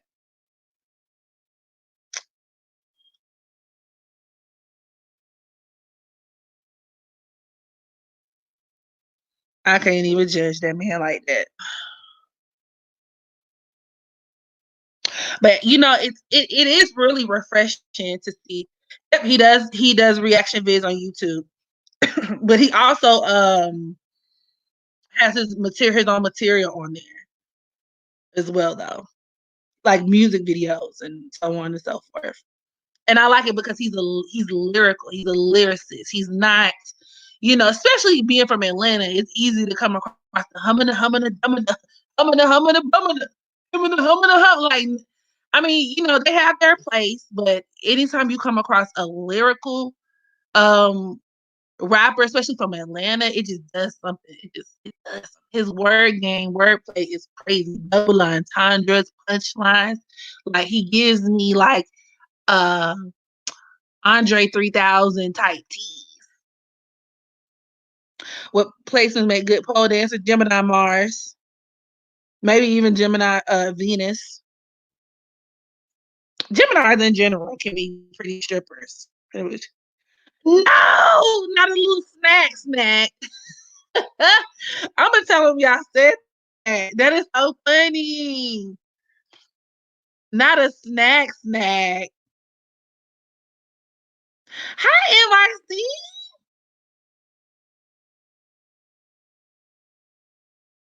Old school Atlanta. Exactly.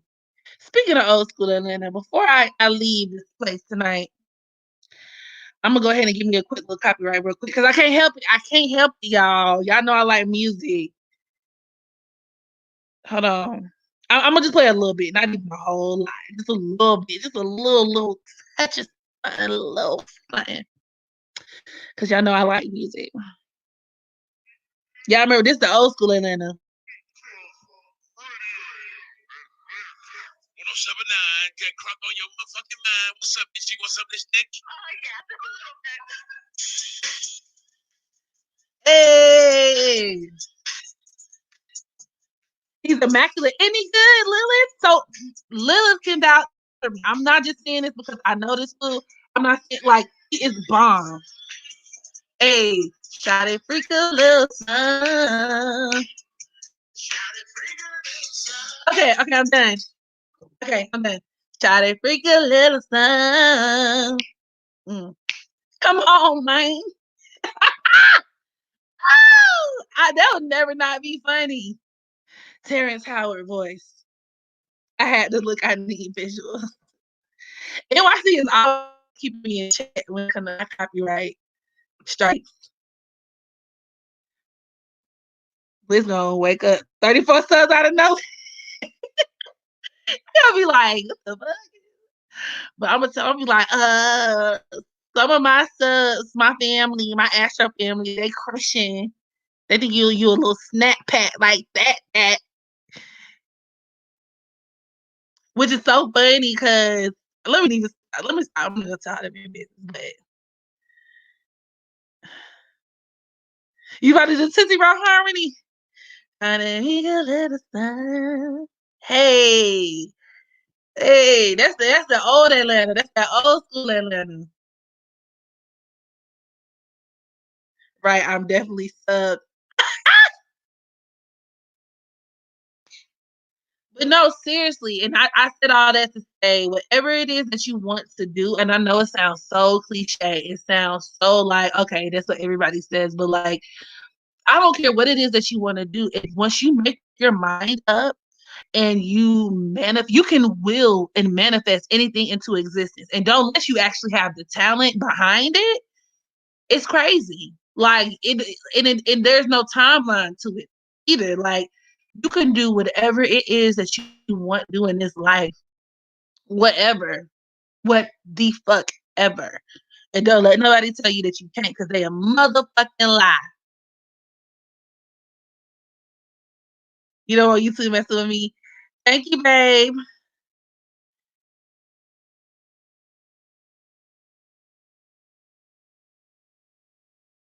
But it's true. But it's so true. That's why I'm so willing and I love seeing people who are going for like people who are really actively living their dreams. Because you have people who talk about what they want to do, right? Everybody has ideas like, oh, what do you want to do? Oh, own a business. What do you want to do? Blah, blah, blah, blah. But like people who you see, you have the doers and then you have the talkers. So you have the people who are actually out here. These are the people who even if they're not really that great, right, at what they do, they're putting themselves out there. They're actually meant, and that's the first step. They have sheer energy on their side. And then you have the people who sit back and make comments, right? The people in the shade room, which is no shade, no tea, because I be in the shade room sometimes. But I'm just saying, like, you have the spectators, and then you have the people who are part of the show. So you have to ask yourself, and like, what are you going to be? Like, what do you see yourself doing the most? And that's why sometimes I have to like sit back and what do you call it? Like unplug and create. You know, are you going to be a consumer or are you going to be a producer in life? When I feel myself taking in and consuming too much, right? I'm watching a lot of TV or watching a lot of YouTube videos. I'm watching, like, for example, I can't even do the Babyface live. I can't even tune into nobody's live tonight. I'm gonna have my own live. And even though I fuck with y'all for joining my live tonight, what are y'all gonna do after this? You know what I'm saying? What are y'all doing to kind of make sure that you're producing and that you're stimulating yourself and expressing your own creative energy? What are you doing? What are you doing? And it don't have to be YouTube. It could be any fucking thing that you're into. What are you doing? You know, you don't have to exist in somebody else's reality all the time. Create your own.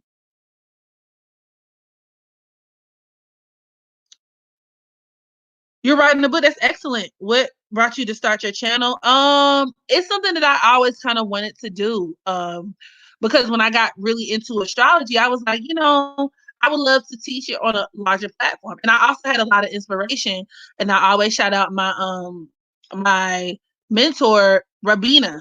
She's another YouTube astrologer, way bigger channel, way bigger than mine. She's been doing this hella longer. like she's an OG. But just even looking at her and just other people in the YouTube sector, and I'm like, ugh, from an inspirational standpoint, right? It's like, okay, like this is the thing. People are doing this. Like, okay, why not? And so, of course, you'll sit and come up with a million reasons why you shouldn't. Because I'm like, well, I'm not really refined or polished like that. Like, I'm a little this and I'm a little that. I'm a little extra. I'm a little zesty. I might not be as refined and as well packaged and whatever as the next astrologer. But I'm here, ain't I? So you just do that shit. Do that shit. And the people who are supposed to gravitate to you, gravitate to you. And fuck who don't.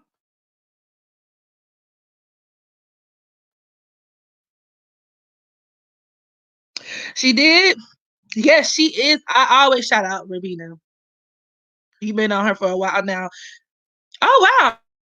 Oh, I didn't realize y'all. Yeah, she's my mentor. That is my OG homie. Like I said, extra, extra thorough, extra knowledgeable because she's been doing this for years and years and years and years. And she knows her shit.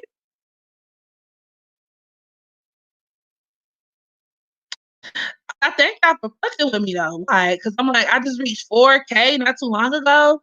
And I started my channel in September of 2018. So what is that? And this September will be 2 years. So maybe what, like 18 months, perhaps ish, a year and a half ish. I've been doing this. So, I'm grateful. Like I said, I stay in my own little lane. I do my, I'm humble. I'm thankful for everything that I have. I'm thankful for all of my, clients. I'm thankful for all of my subs. Like y'all are family to me. So it's just like, look, I can't. I'm thankful. See, I don't want to be the baby Rabina, and that's the issue that I kind of ran into too. NYC, because the thing with mentors is you're supposed to be molded and shaped and inspired. That's fine.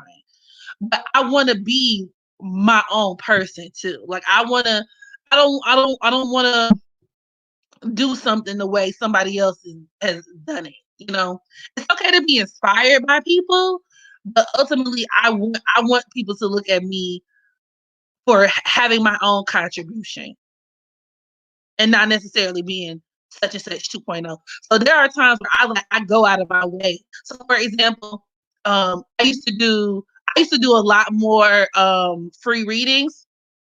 And a lot of times, because what happened was when I was first creating my channel, because I didn't have that many reference points, I would use somebody like Rabina, or there are a couple of other. What's the other girl? Honey, I think her name was like Honey Astrology or something like that. Honey Trap, Honey something. Okay, she's from the UK. Like, so there are certain people where like I like how they did certain segments, and I'm like, oh, okay, I should do a segment like that, or like, oh, they do free readings. Okay, maybe I should incorporate that, or that's a good idea. Maybe I should. But then as I became number one, more knowledgeable, and then number two, more experienced, I'm like I don't want people comparing me to these people. I don't you know what I'm saying? Like, not that it's a negative thing, it's just I want to do my own thing. I want to carve my own path. I don't want to be a carbon copy of you. Nor do I think that's what they would want either. It's just like, you're inspired, you take it, and then you just you create your own shit. Honey Astrology. Yeah. So I said all that to say that's why I kind of stopped. I backed off of the free readings because I know Rabina used to do that. Or, so just little stuff where I'm like to a certain degree, there's only so much you can do within astrology. So, there's nothing new under the sun. But, sometimes you have to sit back and see how you can kind of personalize and customize your own lane. So that's really where I'm coming from with it. I like Honey Astrology. She talks like, everything she says because she talks, like, honey, hey. But I like her. I like her. I think she's good. I'm trying to see what are some other astrologers I like. I used to be kind of heavy into like Vedic astrology till I said fuck that shit. Because you kind of have to start at one point and perfect that before you kind of dive off into other shit. Because that's where people get confused. And like Vedic astrology is good more so for like um karmic indicators and whatnot. But in my opinion, it's not anything that I would rely on like Western or tropical astrology. I like Gemini Brown. They introduced me to understand people in my life more. Exactly. And essentially, understanding psychological patterns and profiles. These are like tools to help you like heal. These are like self-help tools. You know what I'm saying? Because some people say, well, like astrology is just people trying to justify how they are. When in actuality, it's the opposite. Astrology gives you the tools for self-improvement if you're that aware. You know what I'm saying? Like so you know what energies to tap into, what you're naturally predisposed towards doing, the type of people that you're naturally predisposed to attract, and you can we all have free will, so you can navigate your life accordingly. I don't really watch Astro Kid, but I've heard some people who are into Astro Kid too, and they say she's pretty good. I need to check her out for myself. I haven't seen like her videos or anything, but I heard she's pretty good too.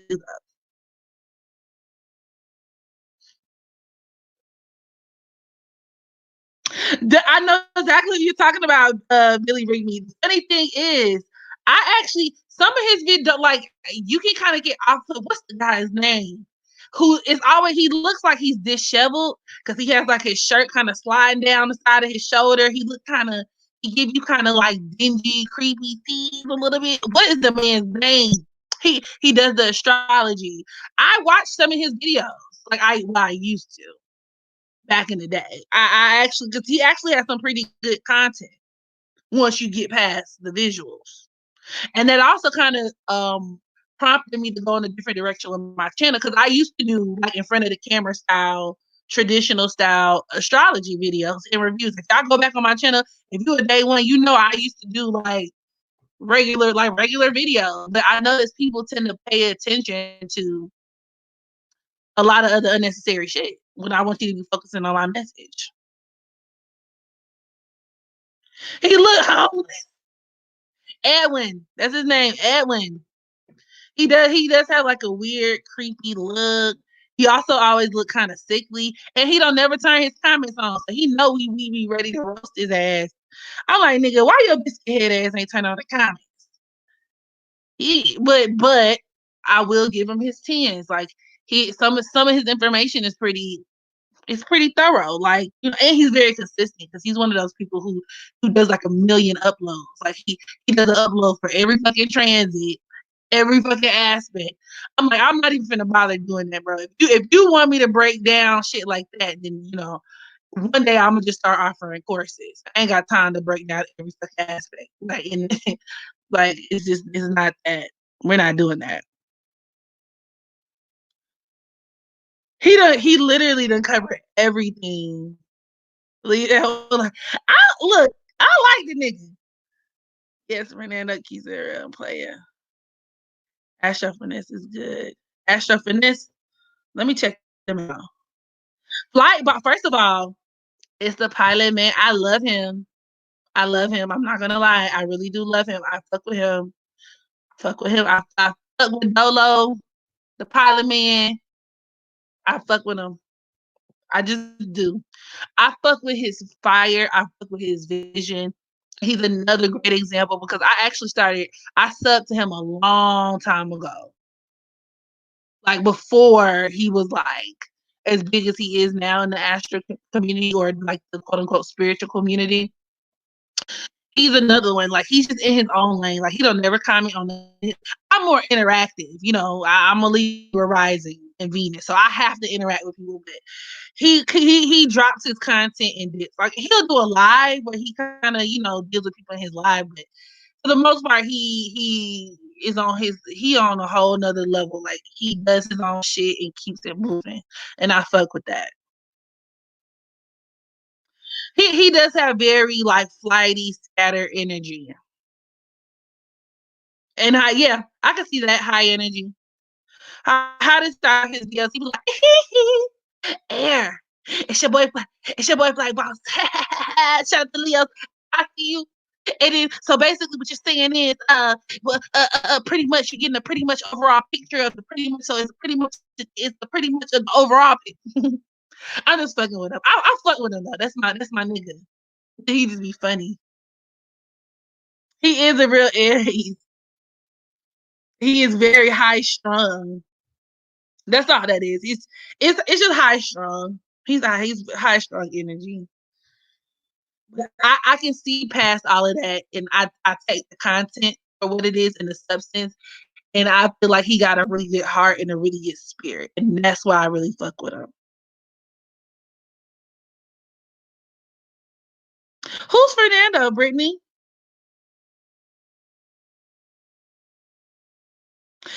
Listen. He's another one who does music. He actually has some really good music, y'all, that I actually really really like.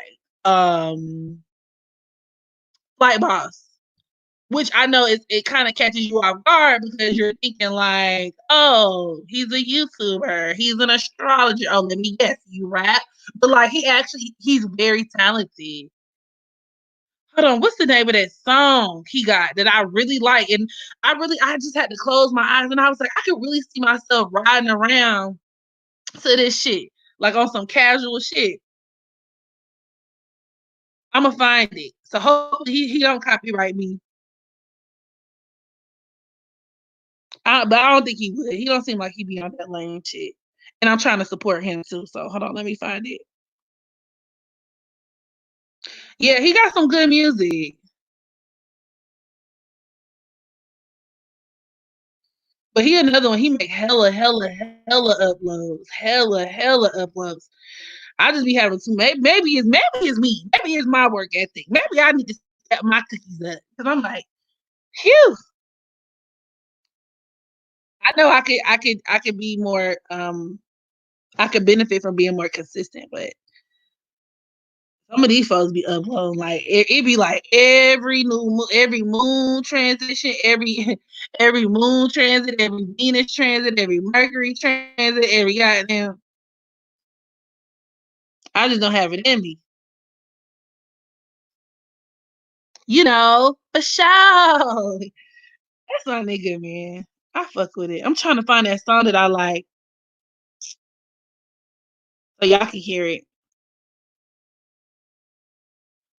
And I love how he be singing in his songs and stuff.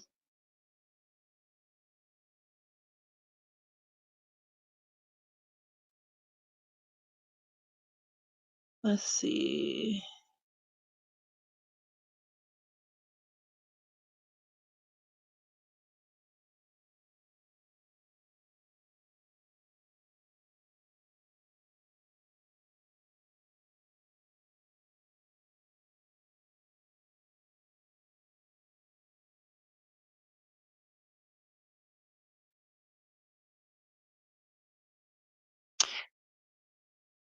Drinks. He always yes. You know what, y'all? One of these days, I'm gonna do an ode to Flight Boss and do like a live with y'all, just like a video live with a big old thing of Hennessy in my hand. I love me some Hennessy now. Where is it? I'm still looking.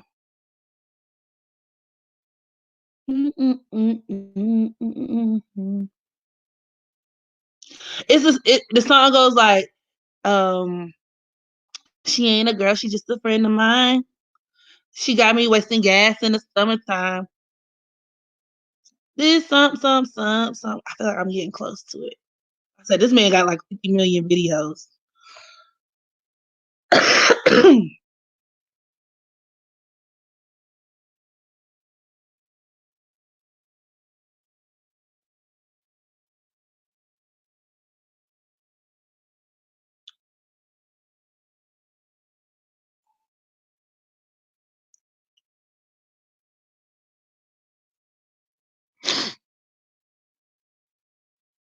Oh, it'd be Fernando with the drink. You love Hennessy too? See, some people try to kick it like Hennessy nasty. Who think Hennessy nasty? Because I've heard a lot of people say that too. But it's like, no, it's not. Hennessy is delicious. Hennessy is the drink of the gods.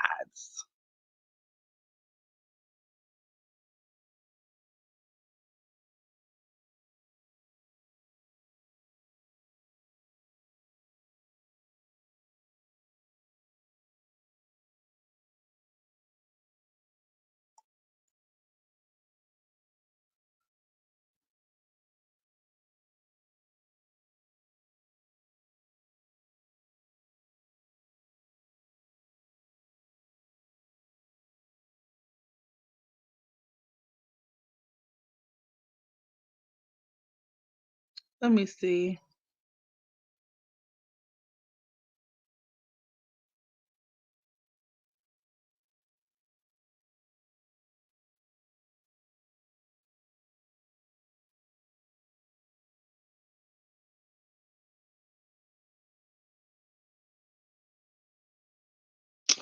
I'm gonna find it one day, y'all. I can't find it. I'm gonna just. I feel like I'm gonna just give up.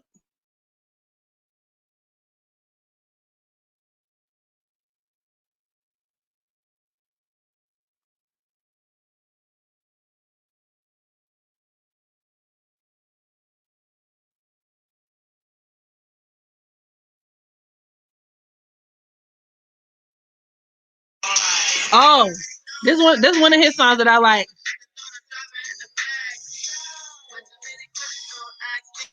I was like, come on, fight boss.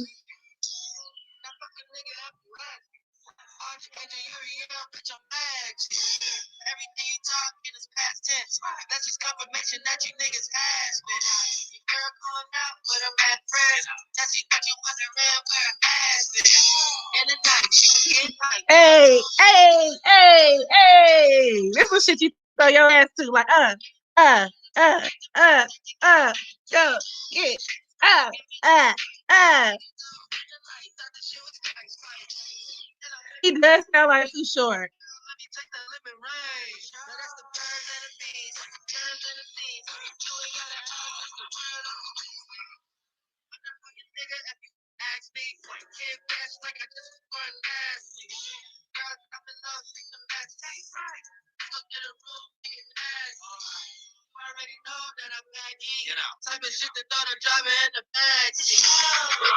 That man said, he said, you already know that I pack heat type of shit that throw the driver in the backseat. What? I was like, oh, I can get with this. I can get with this. I can get with this. I'll fuck with this. Okay. I don't think he would hit you with a strike. He's a cool dude. Yeah, he's cool. What? Okay, hold on. Let me find it. That man said, type of shit to throw the driver in the back seat. Nigga, it's the flight boss. Air. I know this is an astrology channel, but because I love music so much, I think I want to do, like, I might even do, like, even if it's like a weekly video or something like that, where I don't want to say promote because it makes it seem like either I'm getting paid to do this because I'm doing this for the free because I really be like believing in niggas. But like I want to feature, either an up and coming artist or an independent artist or something like that. I don't know how I'm gonna tie it to astrology though, because I don't know what astrology got to do with that. Let's see. Dolo wet.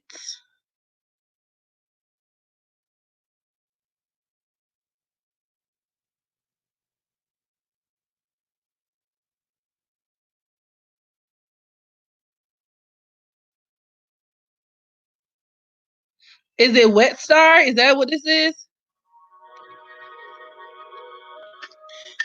I mean, possibly.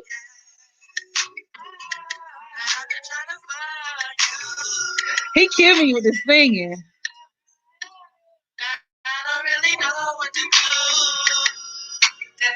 This shit a vibe. Hey.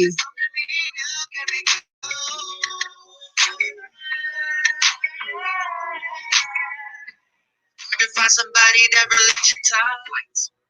find somebody that can match your mind. But if you had the spirit that can match the sky, then baby it ain't hard for you to snatch my eyes. Hope I actually find a girl to hold my spaceship. You know, everybody around my way got low vibrations. All they really wanna do is fuck, ain't nothing wrong with that. But the mind is more important. I ain't trying to hold you back. Need some time to go relax and think about some shit. Soon as I go into my future, I ain't thinking about a bitch. Man, I'm thinking about a queen, or I'm thinking about a goddess, archangel, Uriel, in a spaceship like a prophet.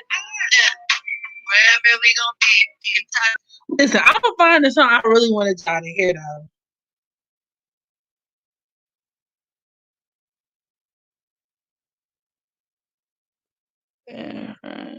Come on. No, not he sucked. Did you listen to that first song I just played? I liked it.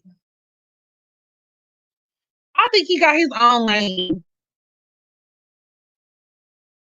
I think he got his own lane. I like it.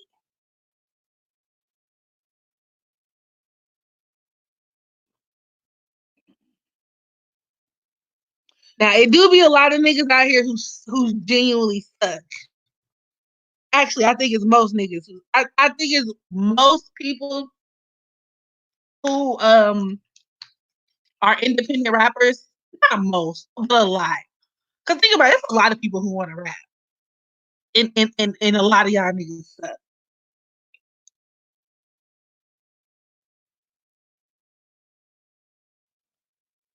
What's your song, bro? You rap too?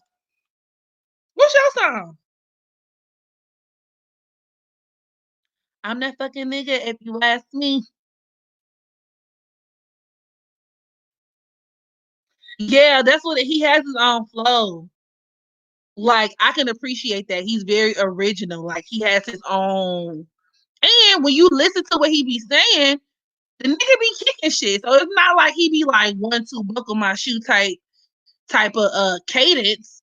It's like, okay, you can tell he clearly has the range, the intellectual range, but he has his own like peculiar flow. And then when you combine that with his own energy, like people can like it or not like it because he does have one of those personalities or one of those kind of like, the temperament and delivery.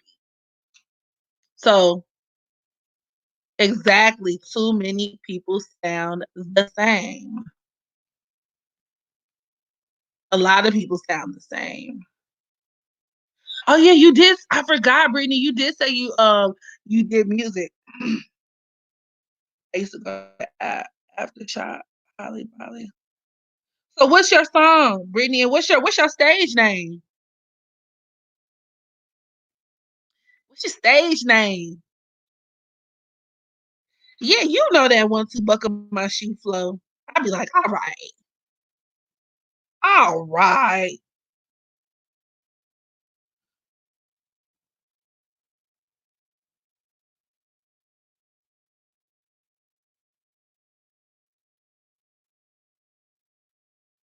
You used to Holly Bolly. You got something on the internet, Holly Bolly?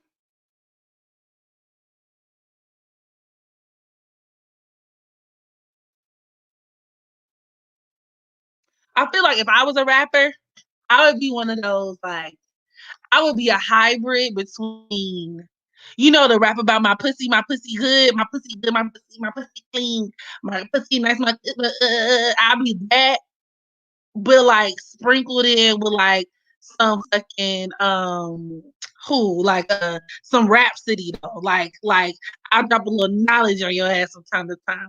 I'm gonna still tell you about my pussy and what it do, but I'm also tell you to stay in school, eat your vitamins.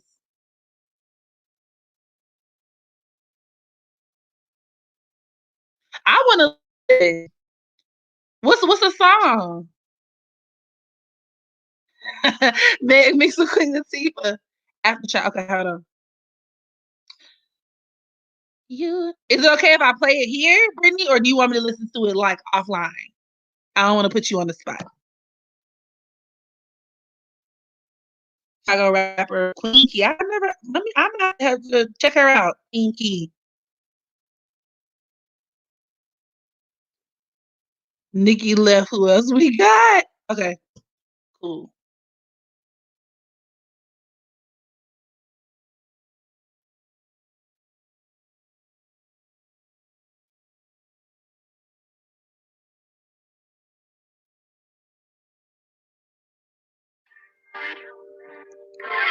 Oh, this is you? You cute.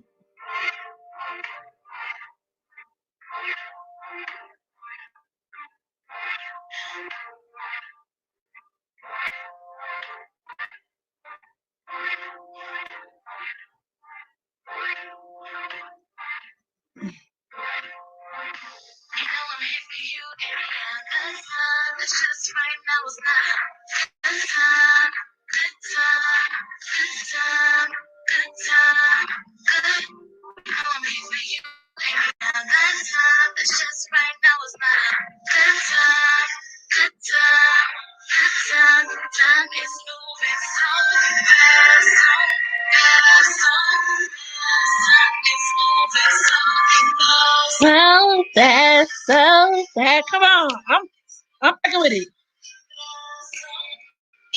So fast. Uh. Okay, I'm liking it so far. I'm liking it.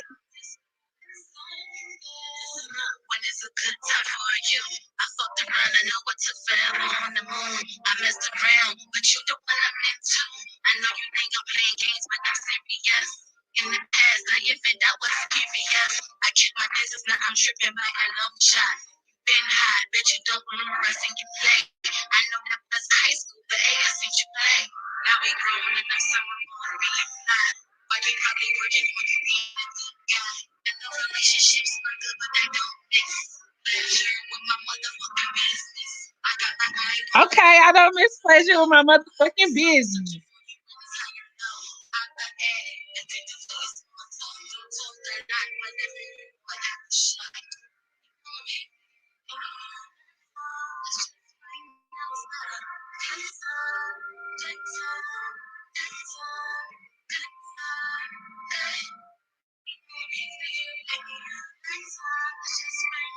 So I like the hook was really really good.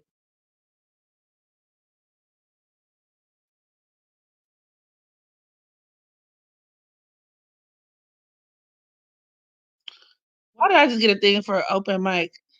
Come on, y'all love on bread. I'm here for the creators. Why did you stop, Brittany? I think you wrote me about this though. But like, would you ever do it again? Would you ever hop back in?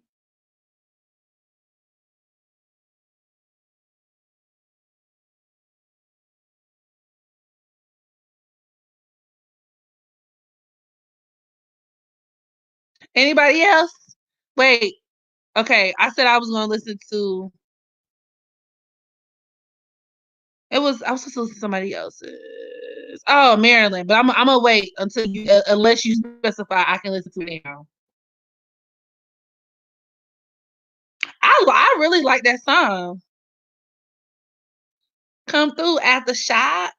Come through. Well, here's the thing, Brittany. I'm gonna get around to your what you call it. Like I said, I just been waiting on the right time to do another round of free readings, but there's no like I still believe in free will. I would have to go back and look at that. I gotta look at your chart. Okay.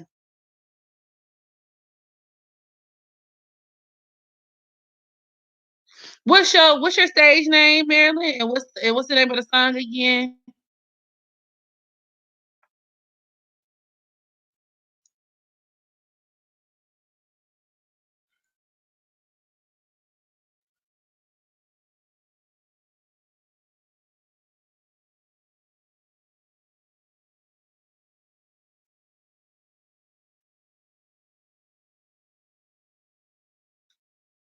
Venus chart in the midheaven. What sign?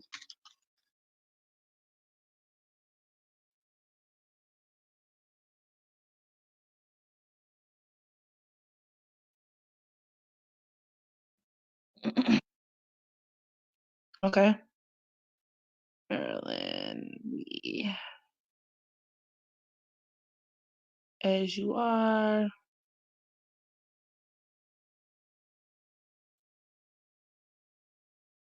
As You Are featuring Marilyn B.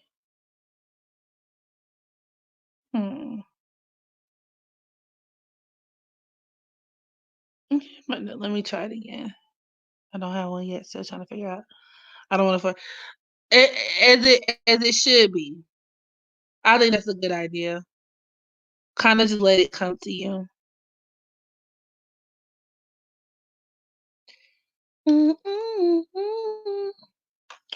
I can't find it. Who? So it's just As You Are featuring. Could you post the link in the chat? Post the link, Marilyn.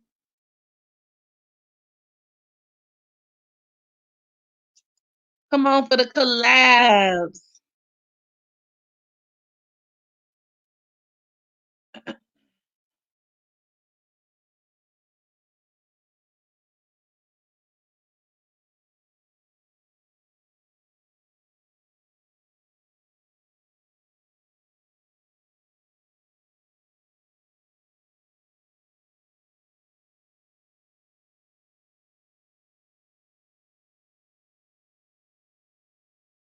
Okay.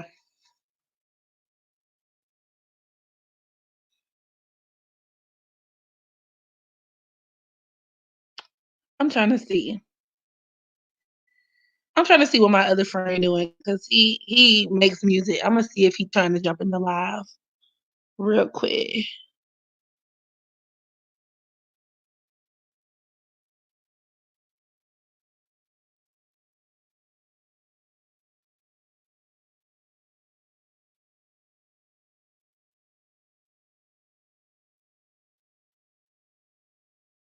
Wait a minute. What am I looking at?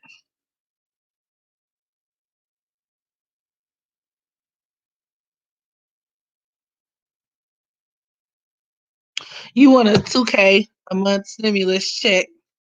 Listen, I'm trying to tell you, them folks in Canada got it so fucking good. That's what I need in my life. Venus and Aries trine midheaven Leo. That is actually really good for entrepreneurship as well because Leo deals with investment. That Venus and Aries can definitely make you a go-getter. Um, like I said, you could work in management, marketing, advertising. I'm trying to see what else. I've also seen this produce people who work with children though. So like early childhood education. Um, I mean, not for nothing. Really, that's really good for entertainment. These people could do really well in like theater. Like a lot of actors could have an aspect like that.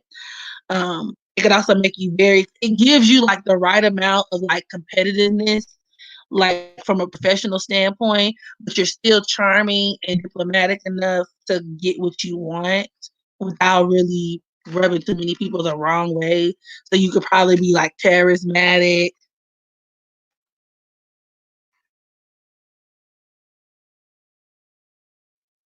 And it's kind of similar for regular Venus conjoined to the midheaven too, Brianna, in the sense that a lot of these people tend to be able to like get what they need by way of other people.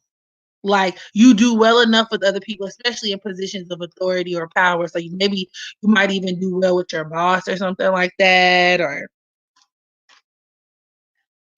try midheaven air.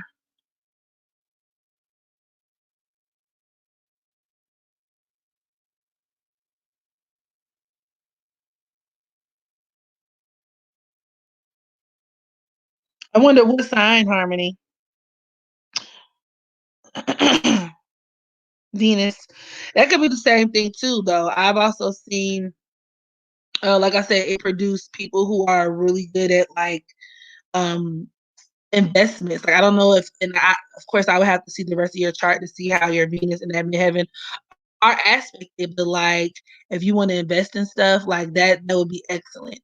Taking chances, taking risks, you know, yield some pretty positive results.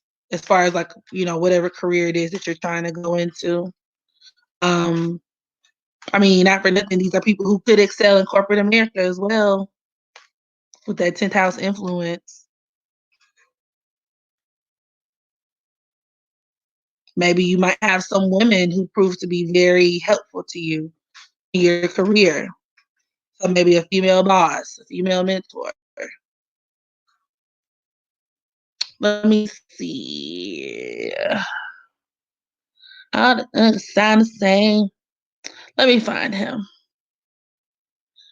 I'm waiting on that link, honey bunny. Let me see though. No, Dale, that's his name. I can't even listen to the radio unless it's an original. Time is flying and something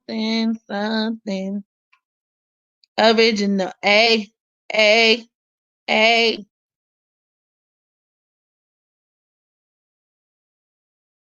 Where is the song I'm looking for? Here you go.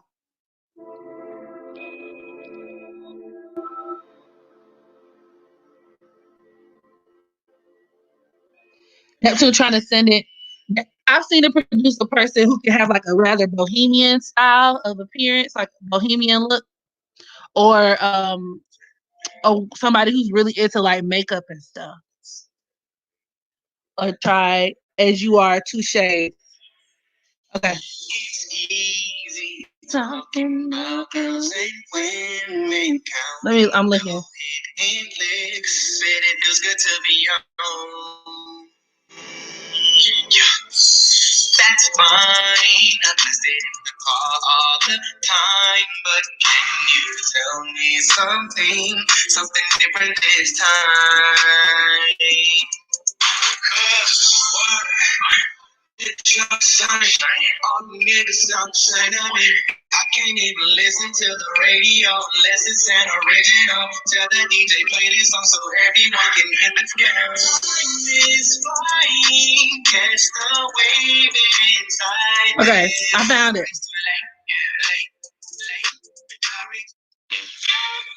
Okay, as soon as this commercial go out, we finna jam.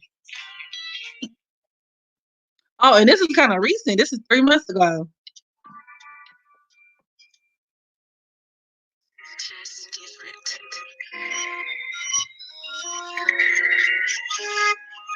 Oh, they won't.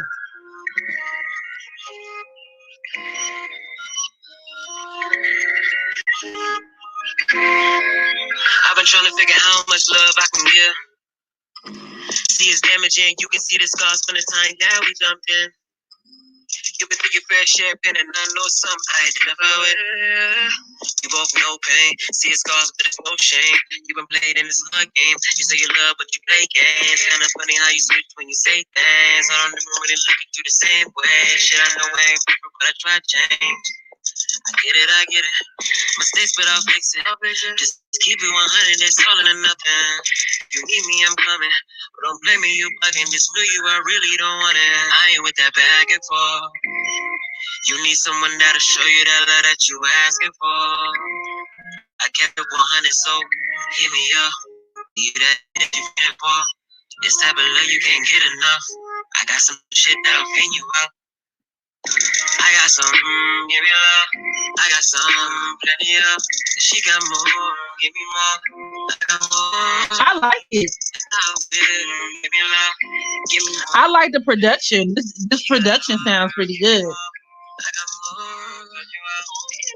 Fingers, but have you looked at yourself? I know I'm far from perfect, but it's something I can't help. Girl, it's you! Working on it, careless, cause my mask ain't shaking, baby. Did you leave me in the middle of it all? I don't wanna be the reason why I'm here by my side.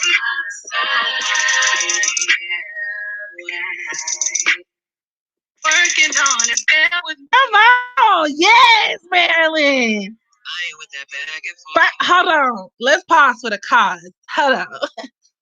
Wait a minute. First of all, this was popping. Like, first of all, I could see this playing on the radio. That's number one. Let's start there. But then, I mean, the guy he wasn't all of that. He was pretty decent.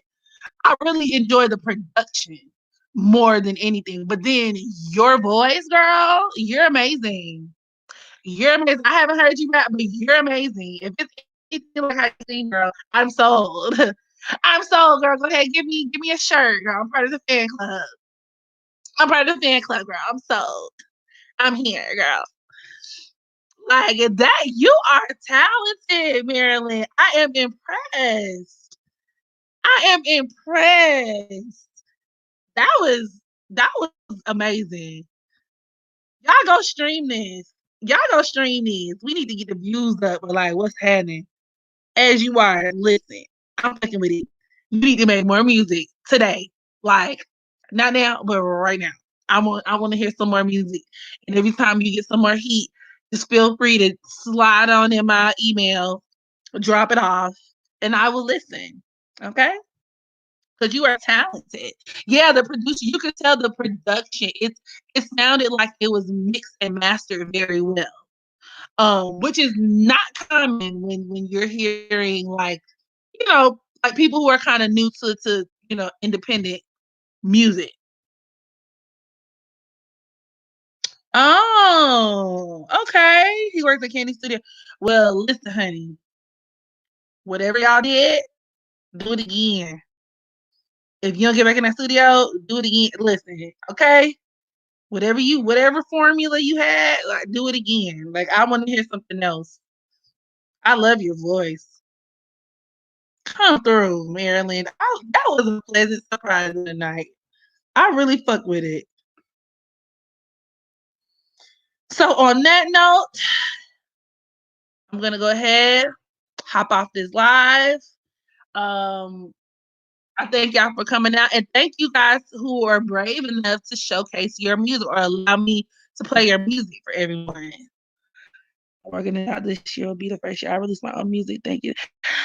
Well, listen, if this is a sign of what you have in store, I'm excited and like literally go for it. So with that being said, good night, guys. And I will see y'all later.